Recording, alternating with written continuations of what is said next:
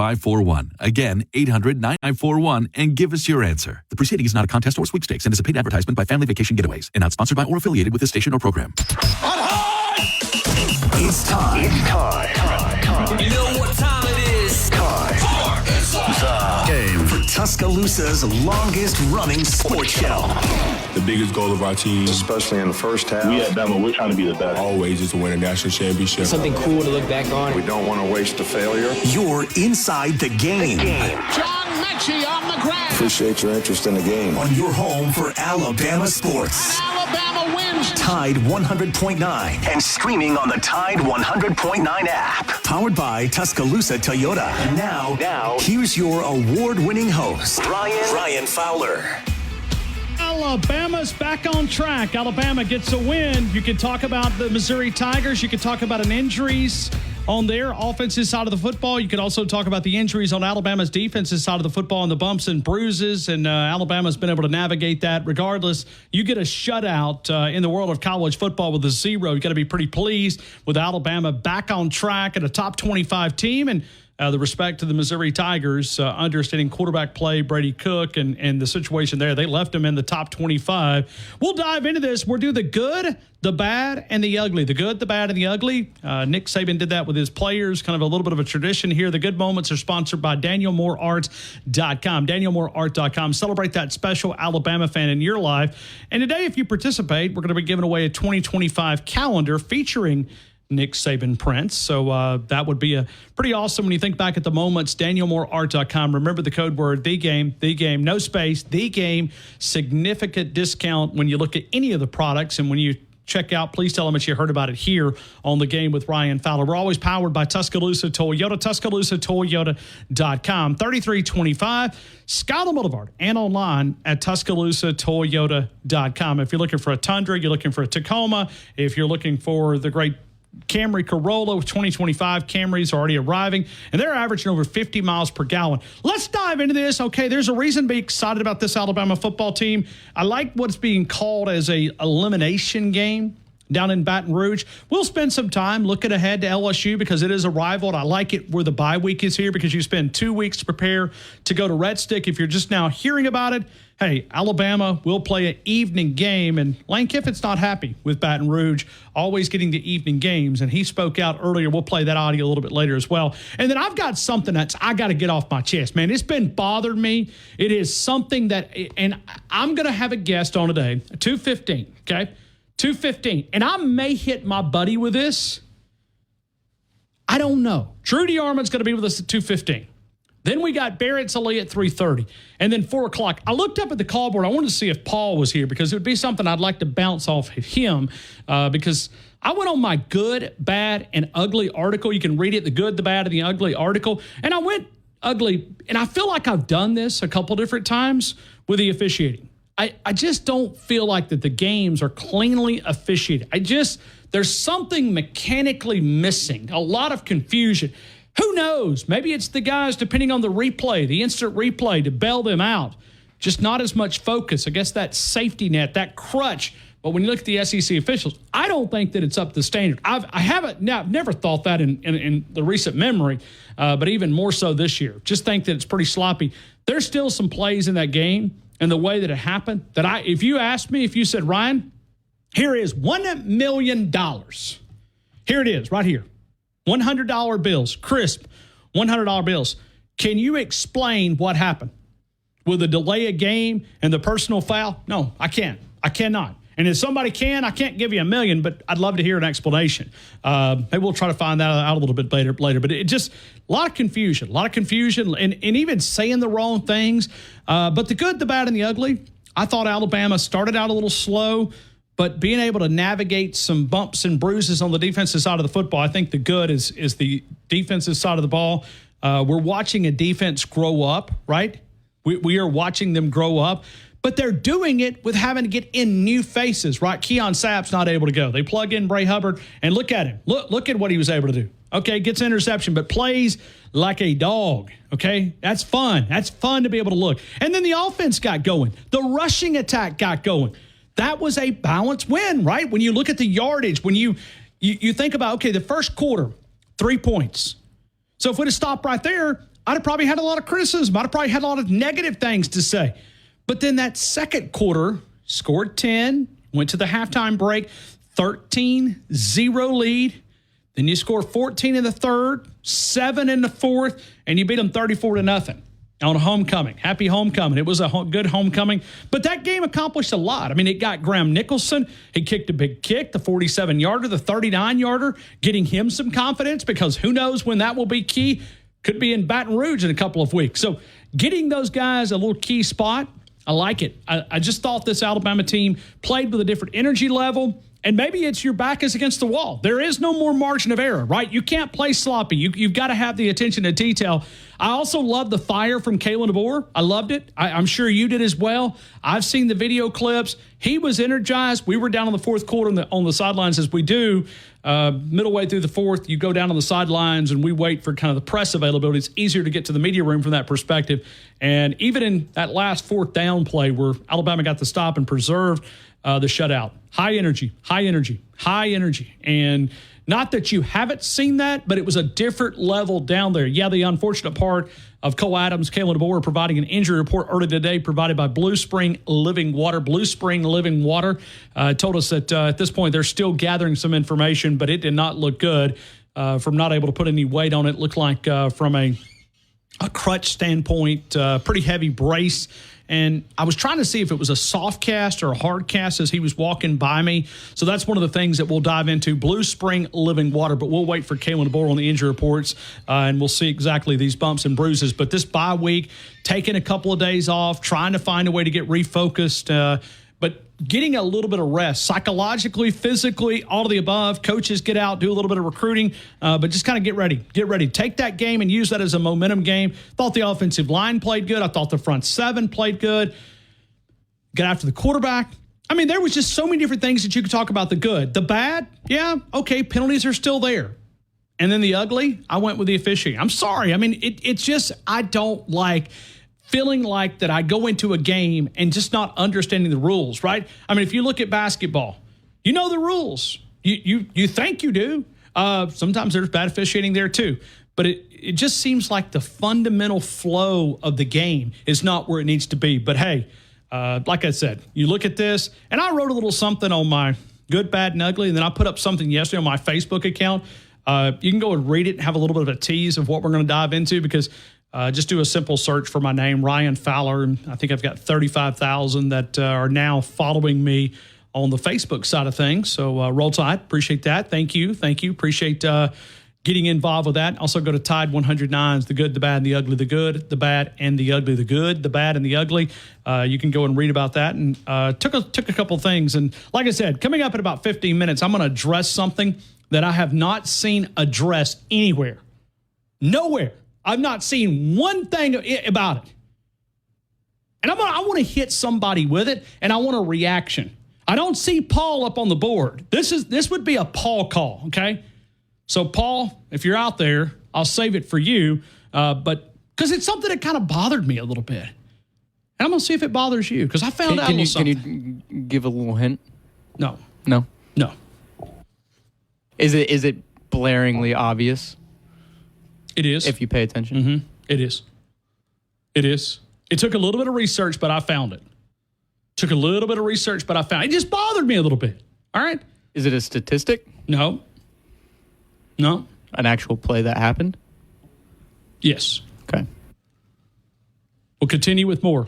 We will go into the conversation with Drew DeArmond. Removal needs, when you have to know it's being done right, that's the time to call Rumsey Environmental. We've already mentioned 6:30 ABC down in Baton Rouge. The game time has been announced. Tyler Booker was also the SEC Offensive Player of the Week. When you look at that performance, pretty solid, right? Think about Tyler Booker, able to do some special things, man, and what a young man that has really anchored a lot of that offensive line. Let's talk about it here with Drew DeArmond. 97.7 The Zone up at Huntsville. And by the way, Huntsville is going to be a pretty explosive town when you look at tonight. You've got Memphis and Alabama Crimson Tide in a charity basketball game. And Drew DeArmond's going to be there. Let's talk about it right now. Drew DeArmond, Drew D977 ESPN. Hey, Drew, welcome back to T-Tail, man. I hope your day is going great. Doing great, Ryan. How are you, man? Good. You pretty pumped up, man, right? I mean, you had a good weekend. We were both in the press box together watching Alabama take care of the Missouri Tigers, and now you get a chance to watch basketball in your home city. Yeah, I mean, really excited to see Nate Oates' team for the first time. Didn't get a chance to watch them work out this summer, and sometimes I've been given those opportunities, wasn't able to do that this year. Didn't get a chance because of high school football duties with Huntsville High School to see the game over in Birmingham at Boutwell, but I know it was a 98-77 win over Steve Forbes and Wake Forest. Much like tonight, we will not see Chris Youngblood. We won't see him probably till close to SEC play after his lower leg/ankle surgery. And, of course, with Trell Reitzel, Grant Nelson, and Aiden Sherrill, they're not going to play either, but everyone else is. It's a very deep team. Certainly didn't affect them. Aiden Holloway led the way with 20. Mark Shears, 19 against Wake Forest. LeBaron Philon, the electric true freshman from Baker High School in Mobile and Link Academy in Missouri, he had 13. And Mo Diabate, one of my favorite dudes, always seems ready. He had 10. So it was a really good game and a way to showcase some talent. They made a ton of threes, and now they'll take on Penny Hardaway. And let's not forget, and you know him very well, former Alabama Crimson Tide star player and assistant coach Mike Davis is on that Memphis staff now with Penny, and they're coming to town. And they're a big-time brand in college basketball, and it should be a great atmosphere over at Probst Arena, and looking forward to covering it and being a part of it and seeing some Bama hoops tonight. Yeah, and it all gets started officially next week on this evening, next Monday evening, UNC Asheville, the first regular season game, Tuscaloosa. That game will be at 8 o'clock next Monday, and that next day is going to be very important. So a little bit of a wink there. Monday night, Tuesday night, Wednesday, celebration, Thursday, getting ready to play LSU, right? Drew, let's go back to the Missouri game. When you talk about the good, the bad, and the ugly, the good, the bad, and the ugly, I'd love to hear your thoughts. Just give me your open thoughts when you look at this Alabama game on Saturday against the Missouri Tigers. Well, I mean, the good was obviously the defensive shutout. I thought they played really well, especially considering they were shorthanded coming into the game. Bray Hubbard was outstanding in the place of Keon Sabb, 7 tackles, second on the team to Deontay Lawson, and Jihad Campbell. Let me correct myself. Jihad Campbell, who had 8 tackles and a sack. Bray Hubbard has 7 tackles and an interception. So outstanding in his first career start at the University of Alabama. To get a defensive shutout against anyone is big, because, look, I know that Missouri was kind of playing left-handed because Brady Cook came in banged up. He decided to play. He got further injured, couldn't finish the last 2.5 quarters. But I watched Tennessee lose to a backup quarterback, at Arkansas. So, backup quarterbacks have come in. Look what happened with Texas A&M and LSU. So the backup can be very effective at times. Alabama was able to rattle Drew Pine, the former Notre Dame and Arizona State QB, 3 interceptions, and they've got 10 takeaways, in the past 3 games, which is huge. And then they've got to keep creating those too, because that was the key of the loss to Vanderbilt. They couldn't create any turnovers. Texas got 2 from Diego Pavia, and that's why they were able to escape by 3. If Alabama had gotten them, I think they would have won that game. So that's the key for this defense, to continue to disrupt and create turnovers for this offense. The offense got off to a slow start, but another part of the good was Graham Nicholson. He made 2 big field goals to relieve some pressure. And then I thought the biggest sequence in the game was Malachi's interception, which led to Jam Miller's touchdown at the end of the half. 13-0 is a 2-score lead, and Alabama got the ball to start the second half. And I guess that was part of my bad. They didn't start the game, on offense, as fast as you would want either half, because they had to settle for the field goal in the opening drive, and then they went 3 and out to start the second half. But I thought, other than that, they played pretty well. Jalen Milroe seemed to get back going. Still part of the bad, though. Missed a wide-open Ryan Williams, missed a deep ball to Kobe Prentice. Those are throws that are going to have to be made and completed against LSU. And then the ugly, I really didn't think there was anything ugly on Alabama's part, unless you want to talk about a few of the penalties. But that really piggybacks off my next point, is I thought the ugliest part of the game was more incompetence from the SEC officiating, which I thought was horrible again. Drew, I want to hit something with you. You brought up officiating. I'm going to bring up officiating. I want you to just tell me your reaction, because I've not even discussed this with you. I said I was going to save it to 30 after. I'm going to save it right now. I'm going to talk about it. I found a little tidbit on the officiating crew on Saturday. You know the name Chris Conway? I do not know the name Chris Conway. He was the line judge Saturday. Okay. You know where Gotcha. you know where he's employed at during the basketball season? I don't know that I even want to know this, but just let me go ahead and hit me. He's the public address announcer for Auburn basketball. Oh, boy. Is that a problem, or is that just me? I mean, am I playing way too much into that? Obviously, I mean, he's a grad at not gonna do an Auburn. game, Listen, David Smith right? calls Auburn games. He's former quarterback here, right? Yeah. But he doesn't work for the University of Alabama. This guy works for Auburn. He's a public address announcer for Auburn basketball. Is that a problem? Please don't tell me he was the line judge for the 2022 Alabama-Tennessee game. I don't know, but he called the Vanderbilt game. He was also part of the crew that called the Vanderbilt game this year. I'm asking a question. I'm not making a statement. Does that bother anybody else besides me? Well, yes. It definitely seems like he shouldn't. Anybody, even David Smith, who I think is a good white hat, probably should not be refereeing Auburn games. They don't allow him to referee Alabama. Well, now he was the line judge. He was the line judge, so it's a little different, right? But I mean, he's still. I know different roles. I'm just saying to work a game in state. I mean, if you're employed by one or an alum of one of the state universities, you probably shouldn't do Alabama or Auburn games, to be honest, because I'm sure in the past David Smith has done an Auburn game and they felt like they got the shaft. Okay. So I could understand why they would be a little bothered. And I think David Smith's a good dude. Scottsboro Wildcat from here in my area, an overachiever, a guy that was a walk-on that became a starting QB at Alabama, played for Randy Ross. But I can understand how you would see a conflict of interest there, no doubt. I mean, you telling me that doesn't surprise me, though, because good grief. I mean, SEC officiating, mercy. I mean, and it's not just the Alabama games. I'm not just talking about it. You watch others like South Carolina, LSU earlier this year, where I just felt like that South Carolina got the game stolen from them against LSU. But, hey, that's just me.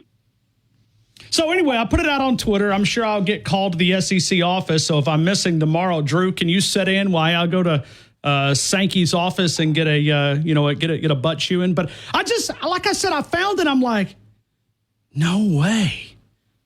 No way. I mean, he's employed by Auburn. Yeah. Anyway, that's a conspiracy. But then I went back and I said, oh, okay. So he called Vanderbilt too. Anyway, I just found it a little. Anyway, I put it on Twitter. You guys go retweet it and defend me out there, because I'm sure I'll get. But hey, you know what? It needs to be out there. It needs to be out there. I'm sure he's a great guy. He's a stand-up class citizen, volunteers at the local YMCA, mops the floor at the soup kitchen, whatever. I'm sure he's a great guy, but it just it creates that opportunity. It creates, that opportunity. But all right, Drew, let's go back to this rushing attack. When you look at 271 yards, I'm curious, when you look back at pounding that football, man, Drew, you get that going, and then that deep ball comes back around, and it's complimentary football. It is. They played great complimentary football in all three phases, offense, defense, and special teams, but I think they found their formula. It needs to be no more than 25 to 30 passes from Jalen Milroe. Then you mix in his rushing. He had 11 for 50 in this game. And then you get Justice Haynes and Jam Miller combining, for almost 20 carries. And they also combined for over 150 yards and reached the end zone 3 times. That's what you need. Milroe also scoring. They had, 4 rushing touchdowns in the game. And that's what the University of Alabama needs to, to be dominant and to finish this season the way they want. That way, you take the pressure off the passing game. You take some pressure off Jalen Milroe. But I still say, too, him running the football gets him going. And then you watch how LSU has struggled with mobile quarterbacks. They struggled with Milroe last year. I thought probably his best game of the season was when he outdueled Jaden Daniels in that 42-28 Alabama win in Tuscaloosa. So he's going to have to outduel Garrett Nussmeier on the road. And this may sound controversial because the win at Georgia, against Georgia, is their only loss of the year for Kirby. It broke their 42-game regular season win streak or whatnot, and it was electric. But I still say if they beat LSU a week from Saturday, will be the biggest win of the season for a couple reasons. One, it keeps you alive in the SEC and college football playoff race, especially the latter. And then also, it's the first SEC road win for Kalen DeBoer, which is always a watershed moment. He's won, on the road at Wisconsin, who's, a solid Big Ten program, but he hasn't won an SEC road game. And that would allow you to set up the final three games where you'll be favored in all three. There's no guarantees in this world, but you'll set yourself up to go on a run to try to get in the playoff. Because I think if Alabama could get to 10-2, they would have a very, very strong case to be in the first college football playoff. And that would give a lot of momentum for year one for Kalen DeBoer and this coaching staff and this number one recruiting class that they have put together thus far. You think 10-2 would get you in? I don't know that it'd be a lock. Okay, but I'm glad somebody said it because I've been saying it in the last couple of days, and I can't get anybody to go with me. They said, no, it's a lock. It's a lock. I said, I don't think it is a lock. I mean, you're gonna have to have some help. You're gonna have, and this is what happens when you lose games that you shouldn't lose. And this 12-team playoff, we don't really have a true sample size. We're still learning. When you start kind of going through these rankings, go to Notre Dame's schedule. Go to whoever. Just pick a team. Texas A&M. Okay. I mean, there's some. Texas. Yeah. I mean, Texas A&M. That's in your own conference. Yeah. Okay? I mean, so that's what you look at. Like, how many teams from the SEC gets into the college football playoff? So anyway, just take care of the business. Go win at Baton Rouge. Go beat them. Come back. Get ready to play Mercer. That's what matters the most. Sure. It's the most important game of the season. It's not just a cliche. None of this matters if they don't win in Red Stick. So they need to win in Red Stick and assert their dominance and replant the property tax sign in the middle of Tiger Stadium. So whip them, and that's the story. So try to find a way to just grab some momentum and put it in the hands of the voters. Yeah, I mean, I think at Alabama, and you look at the Football Power Index. If you go to the Football Power Index, they believe that Alabama is like a 50% chance of making the playoffs. Matter of fact, I mean, here's the crazy part. The Football Power Index loves this Alabama football team. They love this Alabama, even with the L's. They have the Football Power Index. They're ahead of several teams that are undefeated and several teams that only have one loss. So the Football Power, and this is analytic. I mean, analytics don't prove everything. Sometimes analytics are wrong. Now, as far as winning the conference, they have really Alabama a 6.1% chance of winning the playoff. Winning the conference. So that's been limited. But if you look at the playoff metric, they have Alabama at 52.3% of making the college football playoffs. It's pretty high odds. And what Alabama needs is they need Georgia to continue to win and maybe even get to number one in the polls. Because guess what? You'd have the best win in the country because you beat them in an epic game. You'd give Georgia their only loss heading to Atlanta, okay? So you would have that on your resume. And then they need Vanderbilt to win 7 or 8 games.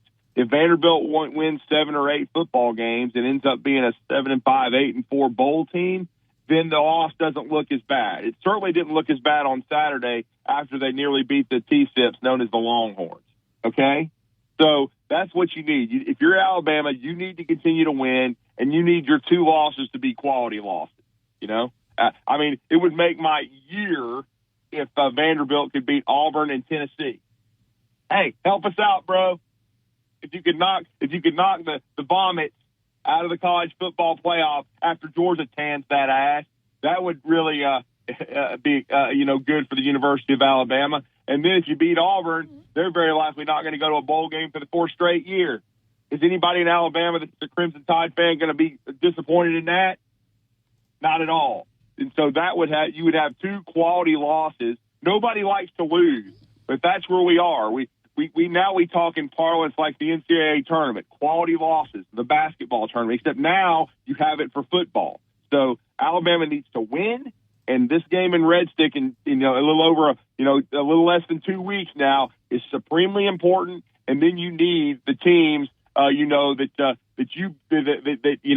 Georgia that you beat. That's a really good football team. You need them to continue to win, and then you need Georgia. Then you need Tennessee and Vanderbilt to prove that those are quality losses. But a great way to do it, though. But you also need Tennessee to lose another game or two, so they can't be compared to you as far as okay. And then they use the head-to-head, Ryan. You need Tennessee to lose at least 3 games, because if Tennessee loses 3 games, the head-to-head doesn't matter. Vanderbilt's already lost the 3rd game, but you need them to go 7-5, 8-4 to help you out. And then, you need Georgia and Vanderbilt or somebody else to knock off Tennessee to get them to 3 losses so you can get in the college football playoff, because it's about what we've been talking about. Alabama has to jump over several teams, and Tennessee is one of them right now because they've only got 1 loss. That's the topic. I mean, that's where we're at. But this Alabama football team's played great. Bray Hubbard, I saw Pro Football Focus just put up a tweet a couple of minutes ago looking at the rating. Bray Hubbard, man, I mean, how do you describe him? Drew is just a dog, man. I mean, you and I sat side by side. The highest graded safety in the SEC, week number 9, Bray Hubbard at 85.9. Yep, absolutely, man. Bray Hubbard, Ocean Springs, Mississippi. Great athlete, a guy that was a heck of a baseball player as well. Would have played college baseball on the Division I level, but decided he kind of exploded going into his senior year at a couple of summer camps. He got an offer. I think he was supposed to play at Southern Mississippi to play baseball, but he did a great job at Mississippi State's camp, earned an offer. Then he came to work out for Nick Saban, and he was basically personally handpicked by Coach Saban to get an offer by the University of Alabama, and he flipped to the University of Alabama. And I know he's had to wait his turn, but Malachi Moore had a lot of great things to say about him and his work ethic.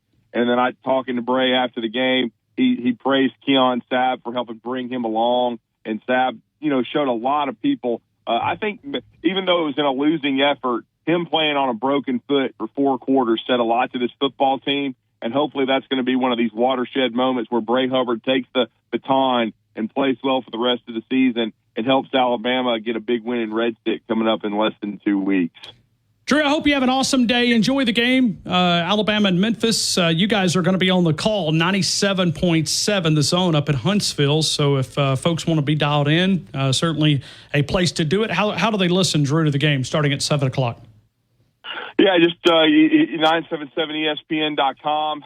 We are going to have a short pregame. Steve Moulton, I'm sure, is going to do the drive over at the Probst Arena. Then he and Tom Abraham are going to be on the call. So it's going to be awesome to have Alabama basketball be on our airwaves. I'll be on press row covering the game.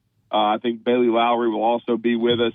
We'll have a full house. Maybe Wes Neighbors will hopefully make his way over there as well. So we'll have the entire 97.7 The Zone family nearly over there for this basketball game. It's a great opportunity. First time since Nate Oates' first season, I believe, in Tuscaloosa that they've returned to the Rocket City. I know it's an exhibition game, but it's still a chance to see the number 2 team in the country take the floor and with a ton of talent, and I'm looking forward to it. And then I'm looking forward to next week when you start having games that count, UNC Asheville on Monday, and then Brian Hodgson and Arkansas State coming to town on Friday, November the 8th. Drew D 977 ESPN, Drew D 977 ESPN. Connect with him there. Drew D. Armand, I appreciate you. Appreciate you leading us out of the gate. We'll take phone calls coming up in a couple of minutes. Drew, have a great evening, man. Appreciate you as always. Thank you, Ryan. Always appreciate it. Yep, right back to you. Thank you. That's Drew D. Armand, 97.7 The Zone up at Huntsville. Remember to download the Tide 100.9 app. We're doing the good, the bad, and the ugly. The good, sponsored by DanielMooreArt.com, DanielMooreArt.com. And I'll be curious to see what you think about it. I mean, like I said, I'm just stating a fact, okay? Just stating a fact. Not saying that anything wrong. Like I said, this guy may mop the soup kitchen down at the Methodist Church. I don't know anything about him. But I did do a little bit of research, and I think he's also an Auburn grad. He works for Auburn basketball. You cannot find a completely unbiased, but because of that bunch over there and this bunch over here, I mean, it's, I don't know, it just seems like a little bit of a conflict of interest. This is not a former player. I mean, your job is based on what? Listen, I mean, I work for Tide 100.9. I'm going to tell you that they're the best of the best of the best. If you ask me to go grade an official from a radio station or be, and I've done some of these, but we push this out of state. Like I've judged the Louisiana Broadcasters Awards, did one out on the West Coast where they send us audio and I don't even know the people. I'm just grading out. So, but it's asking like George, like to judge your competition. There's a radio station in Birmingham that's a sports station, right? It's a radio station and sports station. And they'd say, well, hey, here's a rating sheet. Fill it out. 0. Nobody listens to it, right? I mean, is it really? Maybe I'm playing way too much into it. All right, we'll get into phone calls. We'll continue. Okay. All right. Let's go here to Greg in Athens. Greg, good afternoon. You're in the game. Well, hello, Ryan. I hope you're well. And I will not opine on your favorite NFL team because I haven't watched a single minute of NFL action this year. So okay, that's just a choice of mine. Sure, I respect that. I watch all the NFL games. I mean, I'll make up for you. Yeah, there you go. So that way life balances out, right? Yeah. So I watched the game Saturday, and I was pleased. And there's always like 20 to 30% of our fan base that is never happy, Absolutely. And, yes. Right. And I'm a firm believer in criticism when it's warranted. But if you're going to criticize someone when they fail, then you have to praise them when they succeed. Otherwise, your criticism isn't about getting someone better. It's just about kicking someone when they're down in the moment. So, and we all have things we want Alabama to be better at, and I think they're going to be better as they move forward. And with this bye week off, I think they ended this week football on a positive note in the right direction. And even if Milroe doesn't have an identifiable injury, it allows him time to get better because he's still kind of missing that fifth gear that gets him around the end, where he just can take off and leave everybody in the dust. But I was happy. The defense played lights out the whole game. Although there were, I think it was 7 penalties, there was far less than the last week against Tennessee. And it was nice to see Braylon Hubbard come in and step up and play good college football. I thought overall it was just a better operated game, the energy, the vibe. Now, I didn't really feel we're in the press box where a glass window, it's kind of like an aquarium, and we can't really hear all the crowd noise. We can hear some of it, but we can't hear all of it. But from my perspective, Jackson, did you sit out in the stands? Were you out there? It seemed like it was a little controlled the early part of the game. As the game went on and the fans had something to cheer about, but the energy in the stadium felt pretty solid. But maybe I'm wrong. Maybe the fans did bring the heat. But like I said, I'm in an aquarium, so it's really it's hard to. I'm sure there's probably some soundproofing, but you think you know what's going on. You can watch stuff and you can see how people react, but the student section was not as lively as. Yeah, but I mean, you got Missouri. I mean, it was an ugly, hard game to watch for the fans. So, all right. So you went to good. Where would you go bad and ugly? Well, like you, I would say the officiating was bad because there were a couple penalties there where you're like, where is it? Even they had, I believe it was Matt Austin on the broadcast for ABC, and he was like, I would not have called those, Oh, you're talking about, okay, Greg, if you put $1 million right here on the table, okay? You said, Rod, if you could explain what happened, I still don't have a clue. I can tell you what they put in the participation in the charts. I can tell you what happened there. But to tell you what happened on the delay of game, I have absolutely no clue. Delay a game? Yeah. Then if it's a delay of game, then blow your whistle. How many times do you see officials jump in and wave their arms? Hey, guys, it's dead, it's dead, it's dead, it's dead, it's dead, it's dead. Then do it. Do your job. Do your job. You're paid. You're compensated. If you can't handle it, they'll find somebody else. Move out. The officials across college football are not held to any level of accountability that coaches and players and others who work in those programs are held to. And it's a shame because you never want, a penalty call to influence a game. But what's worse than that, Ryan, is when one is called that doesn't exist that influences a game, and that's just, you know, I'm reminded, and you probably would have been, you might have been in college then, but you remember when it was Buffalo, Colorado was in a game and they got there was an extra down involved, and you know, the game, you know, one team lost and they just had some kind of milquetoast explanation, and these guys, you know, are supposed to be the best. That's why they're in the SEC. And if we're not going to hold them to the standard, then what's the point in having the best if they're not going to be the best? Yeah. Well, it just, and I wrote it up of saying, okay, then make it better. It's not like this is a 1-year outlier in the SEC. This has been an ongoing problem. And it's been, so now we've added 2 extra teams, so we have more games, so that spreads the officiating out there even thinner. Then go out and pay more money. Go out and, you know, I even said, you know, we're already doing it for players. Put you an official portal out there. Hey, listen, man, I'm on the open market. Bid on me. Okay, I'm officiating SEC this year. Keep me happy or I'm going to the ACC. All right, well, thank you. ACC's paying more. Then you go out there after bigger, you know, better officials. Like, go back to the Wisconsin game. Greg, I thought it was one of the best officiating games that we've seen. Yeah, that was a clean game. You know, it was smooth. And, you know, here's the other thing, Ryan, about the reviewing calls or touchdowns or catches or out-of-bounds plays.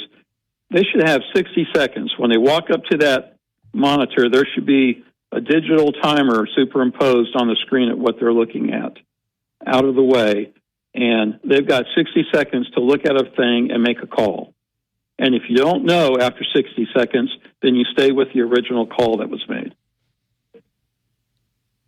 So, anyway, I've always looked at the metrics. I think Alabama's called to a different standard. That's okay. We're Alabama. We should be. But also, you look at the opponent's penalties. They're always the fewest against Alabama. Like, you'll see a team that averages so many penalties coming into the game, and they won't even have anywhere close to where so you're telling me you're going to play your best, your cleanest against tougher competition? I'm not buying it. So, anyway, that's my soapbox, and I'll die on this hill, and that's okay. Especially when it's every game. And like I said, listen, Alabama is also a team that now has become a track record of getting calls. In 2022, Alabama was one of the most penalized teams in college football. I think we were 123. Last year, still had a lot of penalties, but we did cut it almost in half. We were in the 60s, 70s as far as percentiles. Not percentiles, but in rankings. 60, 70th in the ranking. But then now we're dropping back down to some low numbers. So here we are. Yeah. Well, I thought the running game did really well. You know, out of the 271 yards,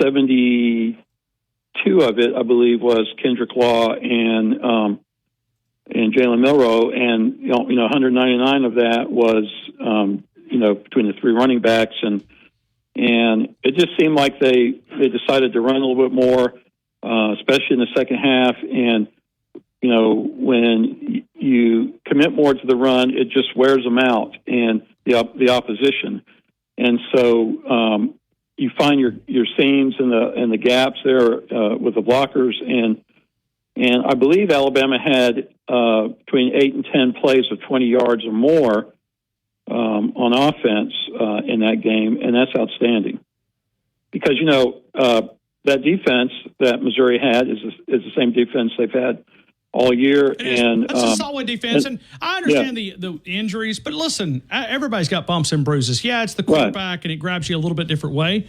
But hey, if they didn't think, if Eli Drinkowitz didn't think that Brady Cook was going to be able to go, then maybe get somebody else ready instead of Drew Pine. So maybe Drew Pine's not a quarterback. Yeah, because Drew Pine is. I mean, in a lot of ways, I thought they were trying to play a little bit with putting that availability chart out there, and then as the week progressed. It's like, okay, he become more available. They knew he was going to play. Come on. I mean, and I also thought it was because I read, I think AL.com did a screenshot of Eli Drinkowitz on the play that knocked him out.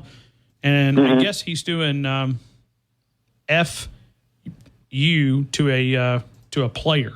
I saw that. Yeah. What a tacky. Which this guy seems to be I don't know, the way he carries himself. I'm not really a huge fan. Kind of a little bit on the geeky side. I'm sure he's a heck of a dude, but anyway, thought he's a little bit on the careless side. And well, life is like military service. When you face adversity, we see the true measure of a man. Yeah. Well, I mean, he's also the guy that went after his fan base. The NIL deals. I mean, he's a guy that really, anyway. But let him do what he's got to do. He was able to turn them around, and a credit to what they were able to accomplish last year. He came in on the hot seat and able to take them to complete places that really they haven't been. So it's good to see their program. And we played them a couple of years ago in the SEC title game. But hey, Greg, appreciate you, man. Roll Tide.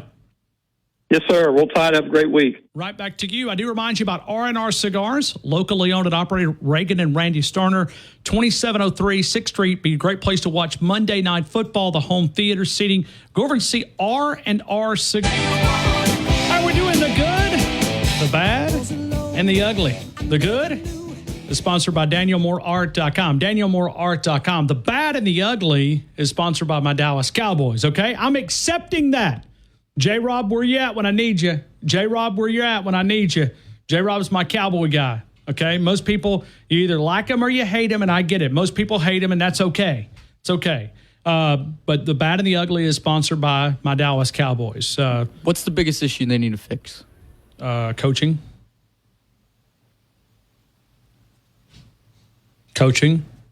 Both sides of the ball? General manager. Owner. You here all day? You want me to keep going? Yeah. Yeah. I mean, there's that. Think Jerry done? Think about them looking at Derrick Henry and saying that they didn't think there was $8 million a year. They only $8. They thought there was no gas left in the tank. I'm sorry, but if oh, come on, look, get me off the Cowboys. No, my Alabama team won, so let's focus on the Tide, okay? Forget about that, man. You're trying to. All right, I just said DanielMooreArt.com. DanielMooreArt.com. You guys are gonna mess with me. You guys are gonna mess with me all day. That's okay. I can take it. We're Super Bowl bound in 2025. Not this year. It's we're 3-4. We're 3-4. Let's get back. Come on, Josh in Georgia. Josh, good afternoon. You're in the game. Good afternoon, Ryan. It is a victory Monday after a glorious homecoming weekend with a shutout football game against those Missouri Tigers. I can still smell victory in the air in Tuscaloosa. I can too. And so I received a phone call. You'll crack up at this. I received a phone call from my little buddy who's 16, who's a Tennessee fan. And I was elated. I was like, dude, that was an awesome game. He's like, you did it against the backup quarterback. I'm like, would you be quiet? I'm like, we are used to taking quarterbacks out of games. I said, Texas is still whining about 2009. If Colt McCoy didn't get hurt, they'd win the national championship. And I said, we about did it when we crushed Nico's hip last week. So anyways, yeah, I've already taken a little trash talk, but it's all right. We won that game. It's okay. So I will say this. So while I've been sitting here waiting on hold, I knew you was going to address this refereeing issue.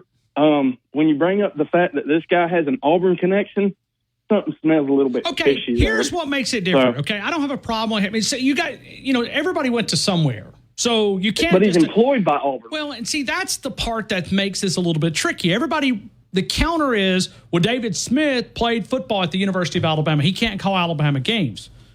David Smith's no longer employed in Alabama. This guy did both. Right. He went to Auburn, graduated with Auburn. He's employed at Auburn. And think about it. You're going to take it for your employer.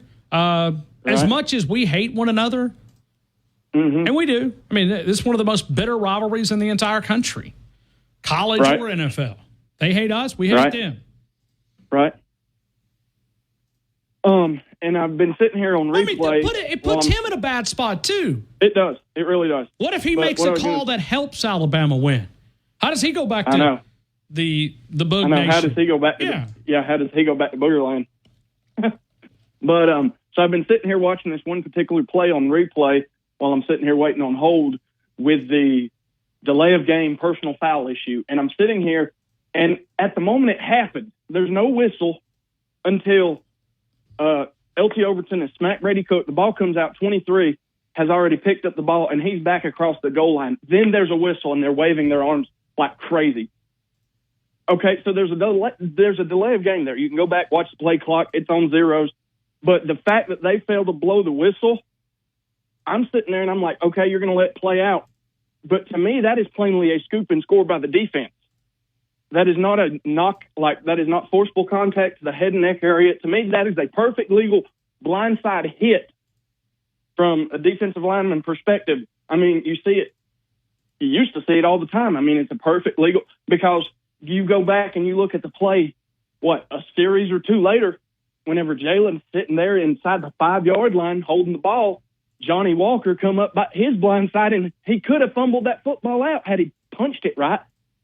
So to me, that's just you caught him on his blind side. It's a perfectly legal hit. You didn't land on him hard, and the ball comes out. Fumble, scoop, and score. I mean, how hard is it to get that right?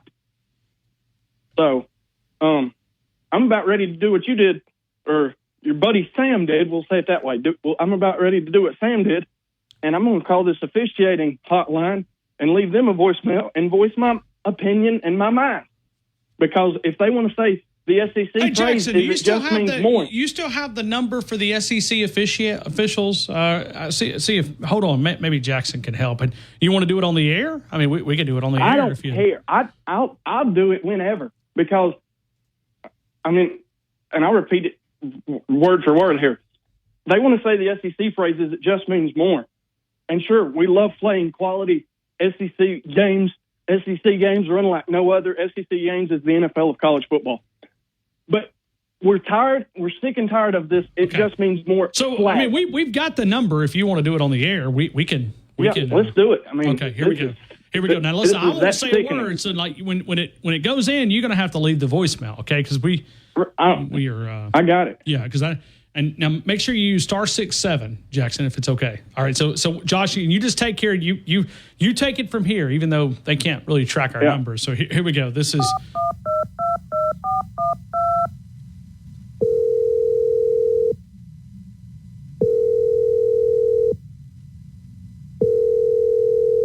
Thank you for calling the Southeastern Conference.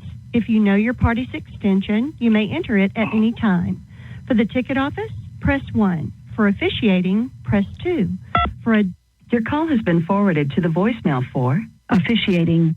No one is available to take your call. At the tone, please record your message. When you've finished recording, you may hang up or press the pound key for more options.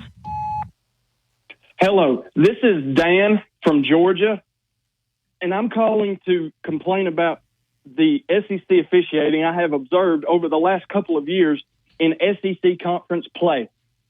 And this is something that I've really noticed in a couple of Alabama games over the last few years. You go back to 2022 in Knoxville. You can look at last week's game in Knoxville. You can look at Saturday's game in Tuscaloosa. But this isn't just Alabama games. I've noticed a lack of SEC officiating in these SEC games. And y'all want to say, as the SEC, it just means more. But we, the fans, are tired of y'all are tacking on it just means more flags. We want it just means more. We want quality officiated games that makes it good for the game and doesn't make us want to throw a remote through a TV.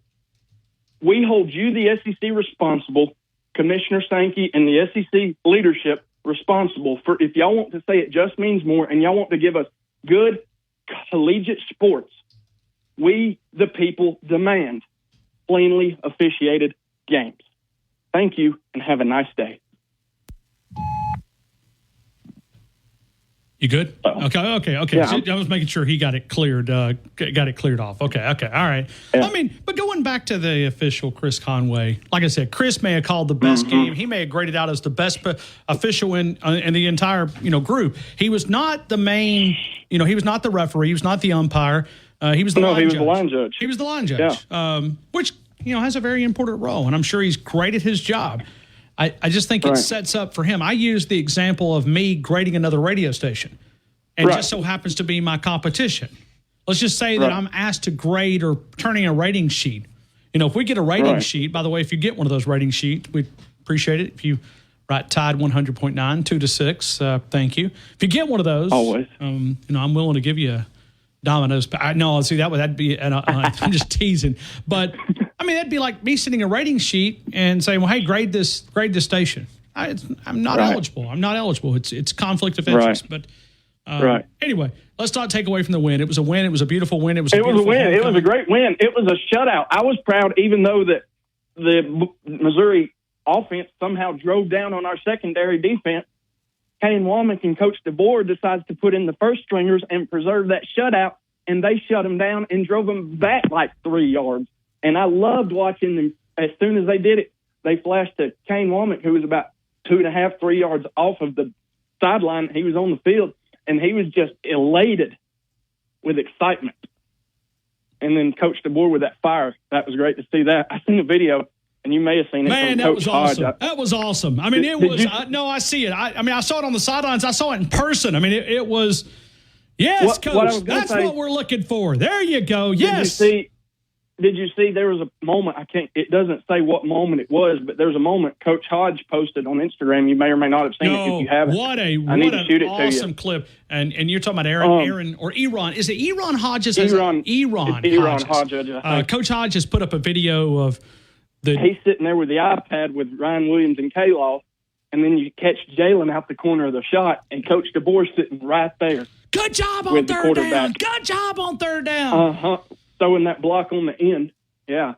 We just, and for those out there, great. For one, go to Tide 109, please. So obviously, hits are great. Go read the good, the bad, the ugly. Go read the good, the bad, and the ugly. But also, I put something up on my personal Facebook account, and I appreciate the follows. We're always getting extra follows. We're up to about 35,000 on my personal account. And there's several fakes out there, but I've got the blue verification on the Facebook. I put up my little thoughts up here because I almost said some of this is on us when you look at the expectations, and beating Georgia didn't help those expectations. We went crazy, did we not? I mean, I did. Right. Hold on. Maybe Larry Coker was the first one that won a national title. So anyway, Josh, I appreciate you, man. Roll Tide. Yeah, buddy. Roll Tide. Thank you. Let's go 205-342-9904, and we go to Bubba in Northport. Then we'll go to Robert in Mobile. Bubba, good afternoon. You're in the game. How's it going, my friend? I'm great. Hope you are as well. Well, if I can get rid of this crud, I've had it for about 2 weeks. So, trying to shake it. Okay. Well, yeah, well, I mean, get you a good doctor. Oh, I got a good one. I have to have. Anyway, get back to what you and Josh were talking about. The officiate, that one play was just horrible. I still can't explain it. I mean, I promise you, if you put $1 million up here and you said, explain what happened, I couldn't do it. It was obvious that Missouri, the only person that quit playing was the quarterback. Everybody else was still engaged. So, I mean, I don't blame it on the Alabama guy. He thought that the play was live. I mean, so. Step in there. Do something about it. I mean, your job is not to go out there, and I don't want you to take a hit from, a guy that's running that speed, but jump in, blow the whistle. There's more than one that can blow the whistle if it is truly a delay a game. But, I mean, they even called it on the wrong guy. Said delay a game, number 22. I'm like, okay. I mean, there was just a lot of confusion, and that's the part that makes you it's kind of like with us in the radio station. Sometimes we have good days, we have bad days. But if I come in here and I'm not prepared and I have no notes, and you could tell that, well, I don't know where I'm going. I don't know if I can find a guest. Well, I don't know if hold on, who are we going to be talking to? Nobody has confidence that you know what you're doing. When we're watching you live on television and you continually having to make discussion points where you're having to huddle up, it looks like that you're confused. You may be completely just having a break. They had no clue on what to call. You know what Josh said? That should have been a fumble touchdown. If it was live. I mean, I still can't. The announcers on TV couldn't figure it out either. And they brought the head official, when they, how ABC will do, bring an official, get his opinion. He said they blew it. So, and they did. And this guy has. And explain it. Okay, this would help. Yeah. Transparency is the key, whether we're talking about college football or the government operating. Transparency, okay? Transparency. Allow us to know what's happened. Bring the head official in. Bring, Jeff Hazer in to a media room. He doesn't even have to go in there and face like Kalen DeBoer. Kalen DeBoer, I'm sure, was not very happy to come into the Tennessee press room, but he had to. It's his job. Bring the official in. And it doesn't have to be, maybe it's a group of 3 or 4 reporters or a pool reporter and says, hey, this is what happened on that play. And I mean, the media serve a purpose. I mean, we have some questionable characters out here, but and the line judge being an employee from Auburn should not be allowed to call any Auburn games or Alabama games, period. In a story. It's a different scenario. David Smith was just a graduate, and he don't call Alabama games. Which is a rule. But it's almost like that Mickey Mouse stuff that they do. They're recusing themselves at the college football playoff, and you put your hat down. I don't care if I take off my, crimson and white underwear. I'm still an Alabama grad. I mean, it's like, well, hold on. If you set the hat down, it reminds us that you're completely unbiased. No, you're not. I mean, these commissioners that are having, not commissioners, but your ADs that are on the college football poll and not even the selection committee. Anyway, surely we can come up with other alternative ways. But ask me this. Let's say, take this scenario. Alabama hosts a first round playoff game. And say Boise State, I'm just using them for example, comes into Tuscaloosa. Are they going to use SEC officials? I think normally the best officiating game we had was at Wisconsin, and it was Big Ten officials. Now the Big Ten's dealing with something I think on the Nebraska-Ohio State game. You're going to have mistakes. Just have transparency. Keep it quiet is not an option. And Bubba, this guy says in Billingsley, Montana. JC up in Billingsley, Montana. JC, hello. How are you? Hope you're having a great day up in Montana listening to us. Thank you. Roll Tide. Explain the punt that hit the Mizzou player in the leg. I can't. Yeah. I can't. It's crazy. But my good was the team effort on both ends of the ball, and that thump that Hayes did on that guy. Yeah, like Kalen DeBoer described it, thunderous. Yeah, thunderous. Right. And I want to say the bad was, some of the penalties when they need to clean up, but those good, of course, the officiating. And I'm going to also add something to the good. The ladies, you guys got to help me because I was never in a Greek. Bubba, were you in a fraternity? No. Okay, Jackson, you're not in a fraternity. But what do you call the girls who do the lawn decorations? What do they call those? Oh, those are called pomps. Pomps, like POMPS, Yep. pomps. Okay. Yeah. And they put up all these little decorations or whatever. The entire campus, it sets the tone, the energy. And normally we don't do this, but I thought the drone show was pretty awesome. I mean, just a hats off to the University of Alabama administrators, Greg Byrne, the president, everybody involved, sorority, Greeks, whoever. Our campus was beautiful. I mean, it was a beautiful day for football, and it was a special homecoming weekend. The pep rally, the bonfire, like I said, the drone show on Friday night, pretty awesome. I mean, I put that up on our Facebook account, just the video of it. Just simply incredible. So hats off. That's another good. It's a good moment sponsored by DanielMooreArt.com. I mean, I'm sure there's other people out there. I don't meet very many. The Ryan Fowler, closest to the pin over in Columbus, Georgia. So you guys send my prize on.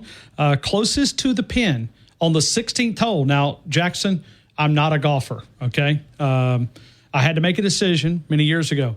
Either I was going to get bit by a rattlesnake or I was going to quit playing golf. I chose to quit playing golf because my ball would go up over. But someone just sent me closest to the pin, number 16, Ryan Fowler. So congratulations. Appreciate it. Thank you. Closest to the pin. Went out and played a round of golf and then flew back in the private jet back to Tuscaloosa from Columbus, Georgia. Right now we're going to Barrett's Ali. Smothered and Covered. You'll find him there. You'll find him on Sirius Channel 84. You'll find him on Outkick. Hey, Barrett, I hope all is well. Welcome into the game here in Tuscaloosa. Thanks for having me. You know what? I've never won those closest to the pin prizes ever. And Do you play golf? I play. Oh, yeah. I played poorly. I played in a lot of charity golf tournaments, but I play poorly. And I tell you what, one time I was about 6 inches from a hole-in-one on one of those closest to the pin holes, and I would have won about a $50,000 boat. Ooh. And it was the second hole that we played that day, and it was still had a lot of dew on the ground. And it would have gone, if it was 20 minutes later, it would have rolled right in because I could see the track marks on the green. And it wasn't the closest to the pin hole, but it was $50,000 West Marine boat hole. So that is it's something that I'll never forget, and something that I regret not taking a little more time and letting the dew burn off a little bit. Man, yeah, I mean, hey, those little opportunities, and they always say that one shot will get you back. That one shot will get you back. And, you know, I've never even had that one shot, to be honest with you. I'm telling you. And people that played with me, they were very frustrating because they would play at least somewhat, and I'm too stingy just to drop a $10 ball or $15, whatever an average golf ball costs. I'm too stingy, so I'd be over looking for the ball. I'd be like, no, I'm going to find this thing. And here I'd go. It's an investment. Yeah, sure. I mean, it's got a little sentimental value here. No, drop one. Let's go. Drop one. Alabama gets back on track against the Missouri Tigers. Your reaction?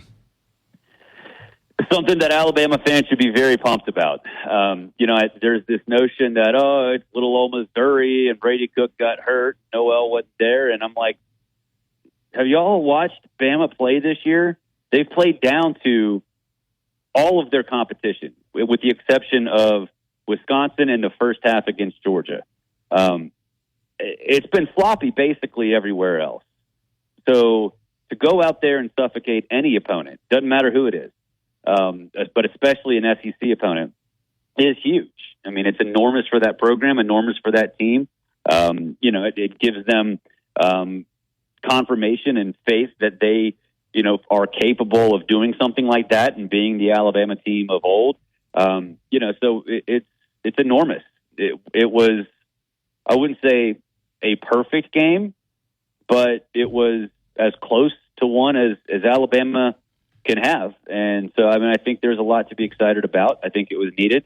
And I think anybody who says, it's just a little old Missouri, I think is maybe losing sight of the fact that Alabama was just old Alabama all year. And they looked more like the dynasty team on Saturday than they have all year. Yeah, we're doing the good, the bad, and the ugly. The good is that 271-yard rushing attack. You get it up, you're able to crank that up, then that passing game begins to open up a little bit, right? But if they know that you can't run the football and you're not great at short, intermediate throws, you've been better, that's an area of growth. They take away the deep ball. It's like, what are you left with? Not much.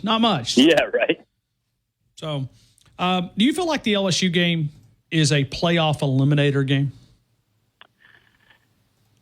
Yes, because we can talk about the SEC championship game. I think it's very unlikely that either team makes the SEC championship game, but I think the Football Power Index agrees. I mean, Alabama's got like a 6.2% chance of winning the conference. So they're So a 3-loss team overall is it's good. I mean, it's not impossible, but I would be shocked if in this layout there's not if a 3-loss team makes it in, even from the SEC, even a team with name brand recognition like Alabama or even LSU for that matter.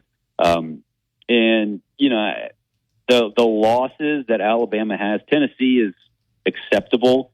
Vandy is to a point, but as the season goes on, if Vandy kind of falls off, it's going to look worse. And that's kind of like what happened with LSU and USC, right? That doesn't look like much of an acceptable loss at this point. So, playoff elimination game, 100%. I would be willing to say that based on the way the landscape of the season has worked out, it would have to change quite a bit for a 3-loss team to get in. Okay. Yeah. See, I'm right there with you. It's we're all learning about what does it take? What does it take to get in? What does it take? I know we had probably said a 9-3 team. I'm not sure, but from an SEC perspective, walk me through. You think four teams in the SECs in the college football playoffs this year? Yeah, I mean, initially I said 5 before the season, but that was under the assumption that it was in the Big Ten. It was Ohio State, Oregon, and then a huge drop-off. But what we've seen in the Big Ten, like the Big Ten and the SEC are the two that are going to really define that, right? The Big Ten has, I would think, 3 legitimate teams and maybe, a fourth. But then, the ACC could get Miami and Clemson. Clemson's been playing great. So, 4 SEC teams, I would say, is probably the number because you're looking at a bunch of 10-2, 11-1, or 12-0 teams at the end of the regular season. That's a lot. That's a pretty good group, right? And I think maybe even a 2-loss team might get left out because it would be the picking up the rear of that pack. So 4 seems about right. I could create a scenario where there could be only 3. I mean, it's far fetched, but it could happen too. I think it's far more likely that the SEC gets 3 in than 5 in, with 4 probably being the number. So when you look at that 4, okay, Georgia, let's say that you get to a scenario Georgia loses to either Tennessee or Ole Miss, which is probably not going to happen, but let's pretend. And you're sitting there, and a head-to-head has got to matter, right? Yeah. Because it's got to matter. It's got to play into it. But you almost think it from a reverse side. If it's Tennessee and Alabama, head-to-head's got to play into it. So, I mean, you sit here and you begin to kind of analyze this. I mean, we may be a chaotic month of November. Oh, I really hope there are no oversights in that SEC tiebreaker rule because otherwise there are going to be some lawsuits. But yeah, I mean, it could be that the thing would be, do you value? Okay, so if you get let's just take the 2 teams that make the SEC championship game out, just they're in regardless, right? Then do you factor in?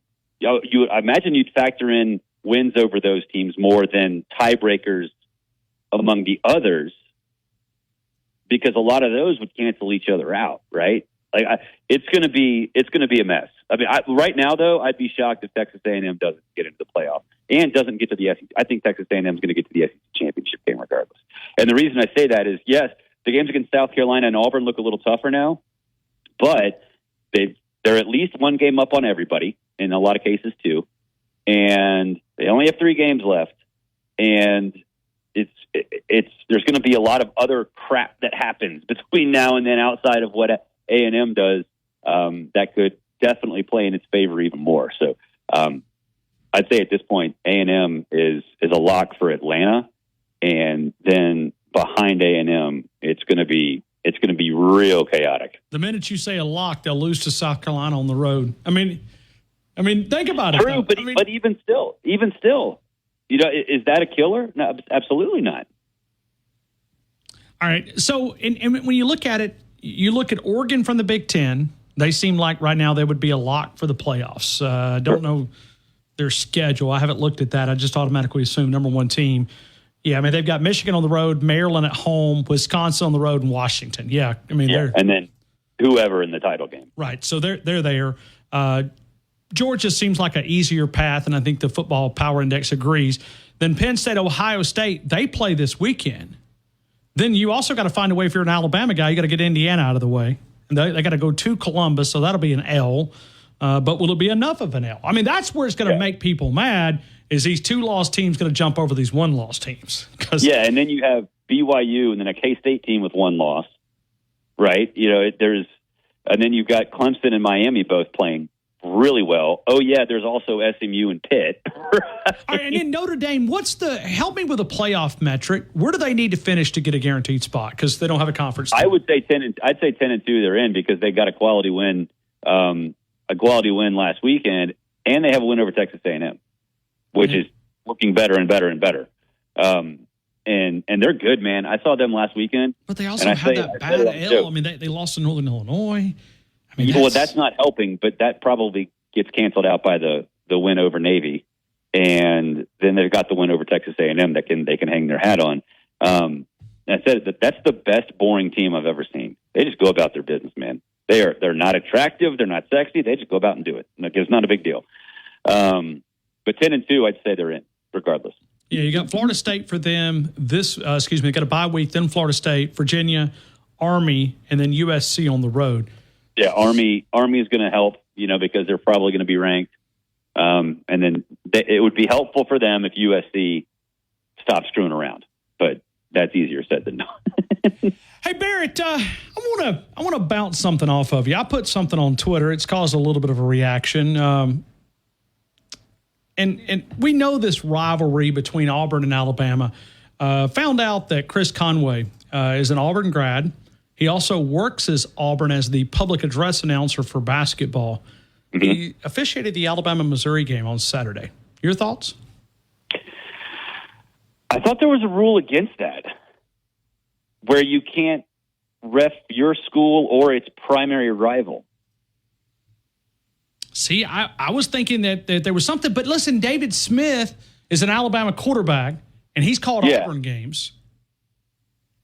But he doesn't work Is it just your team then?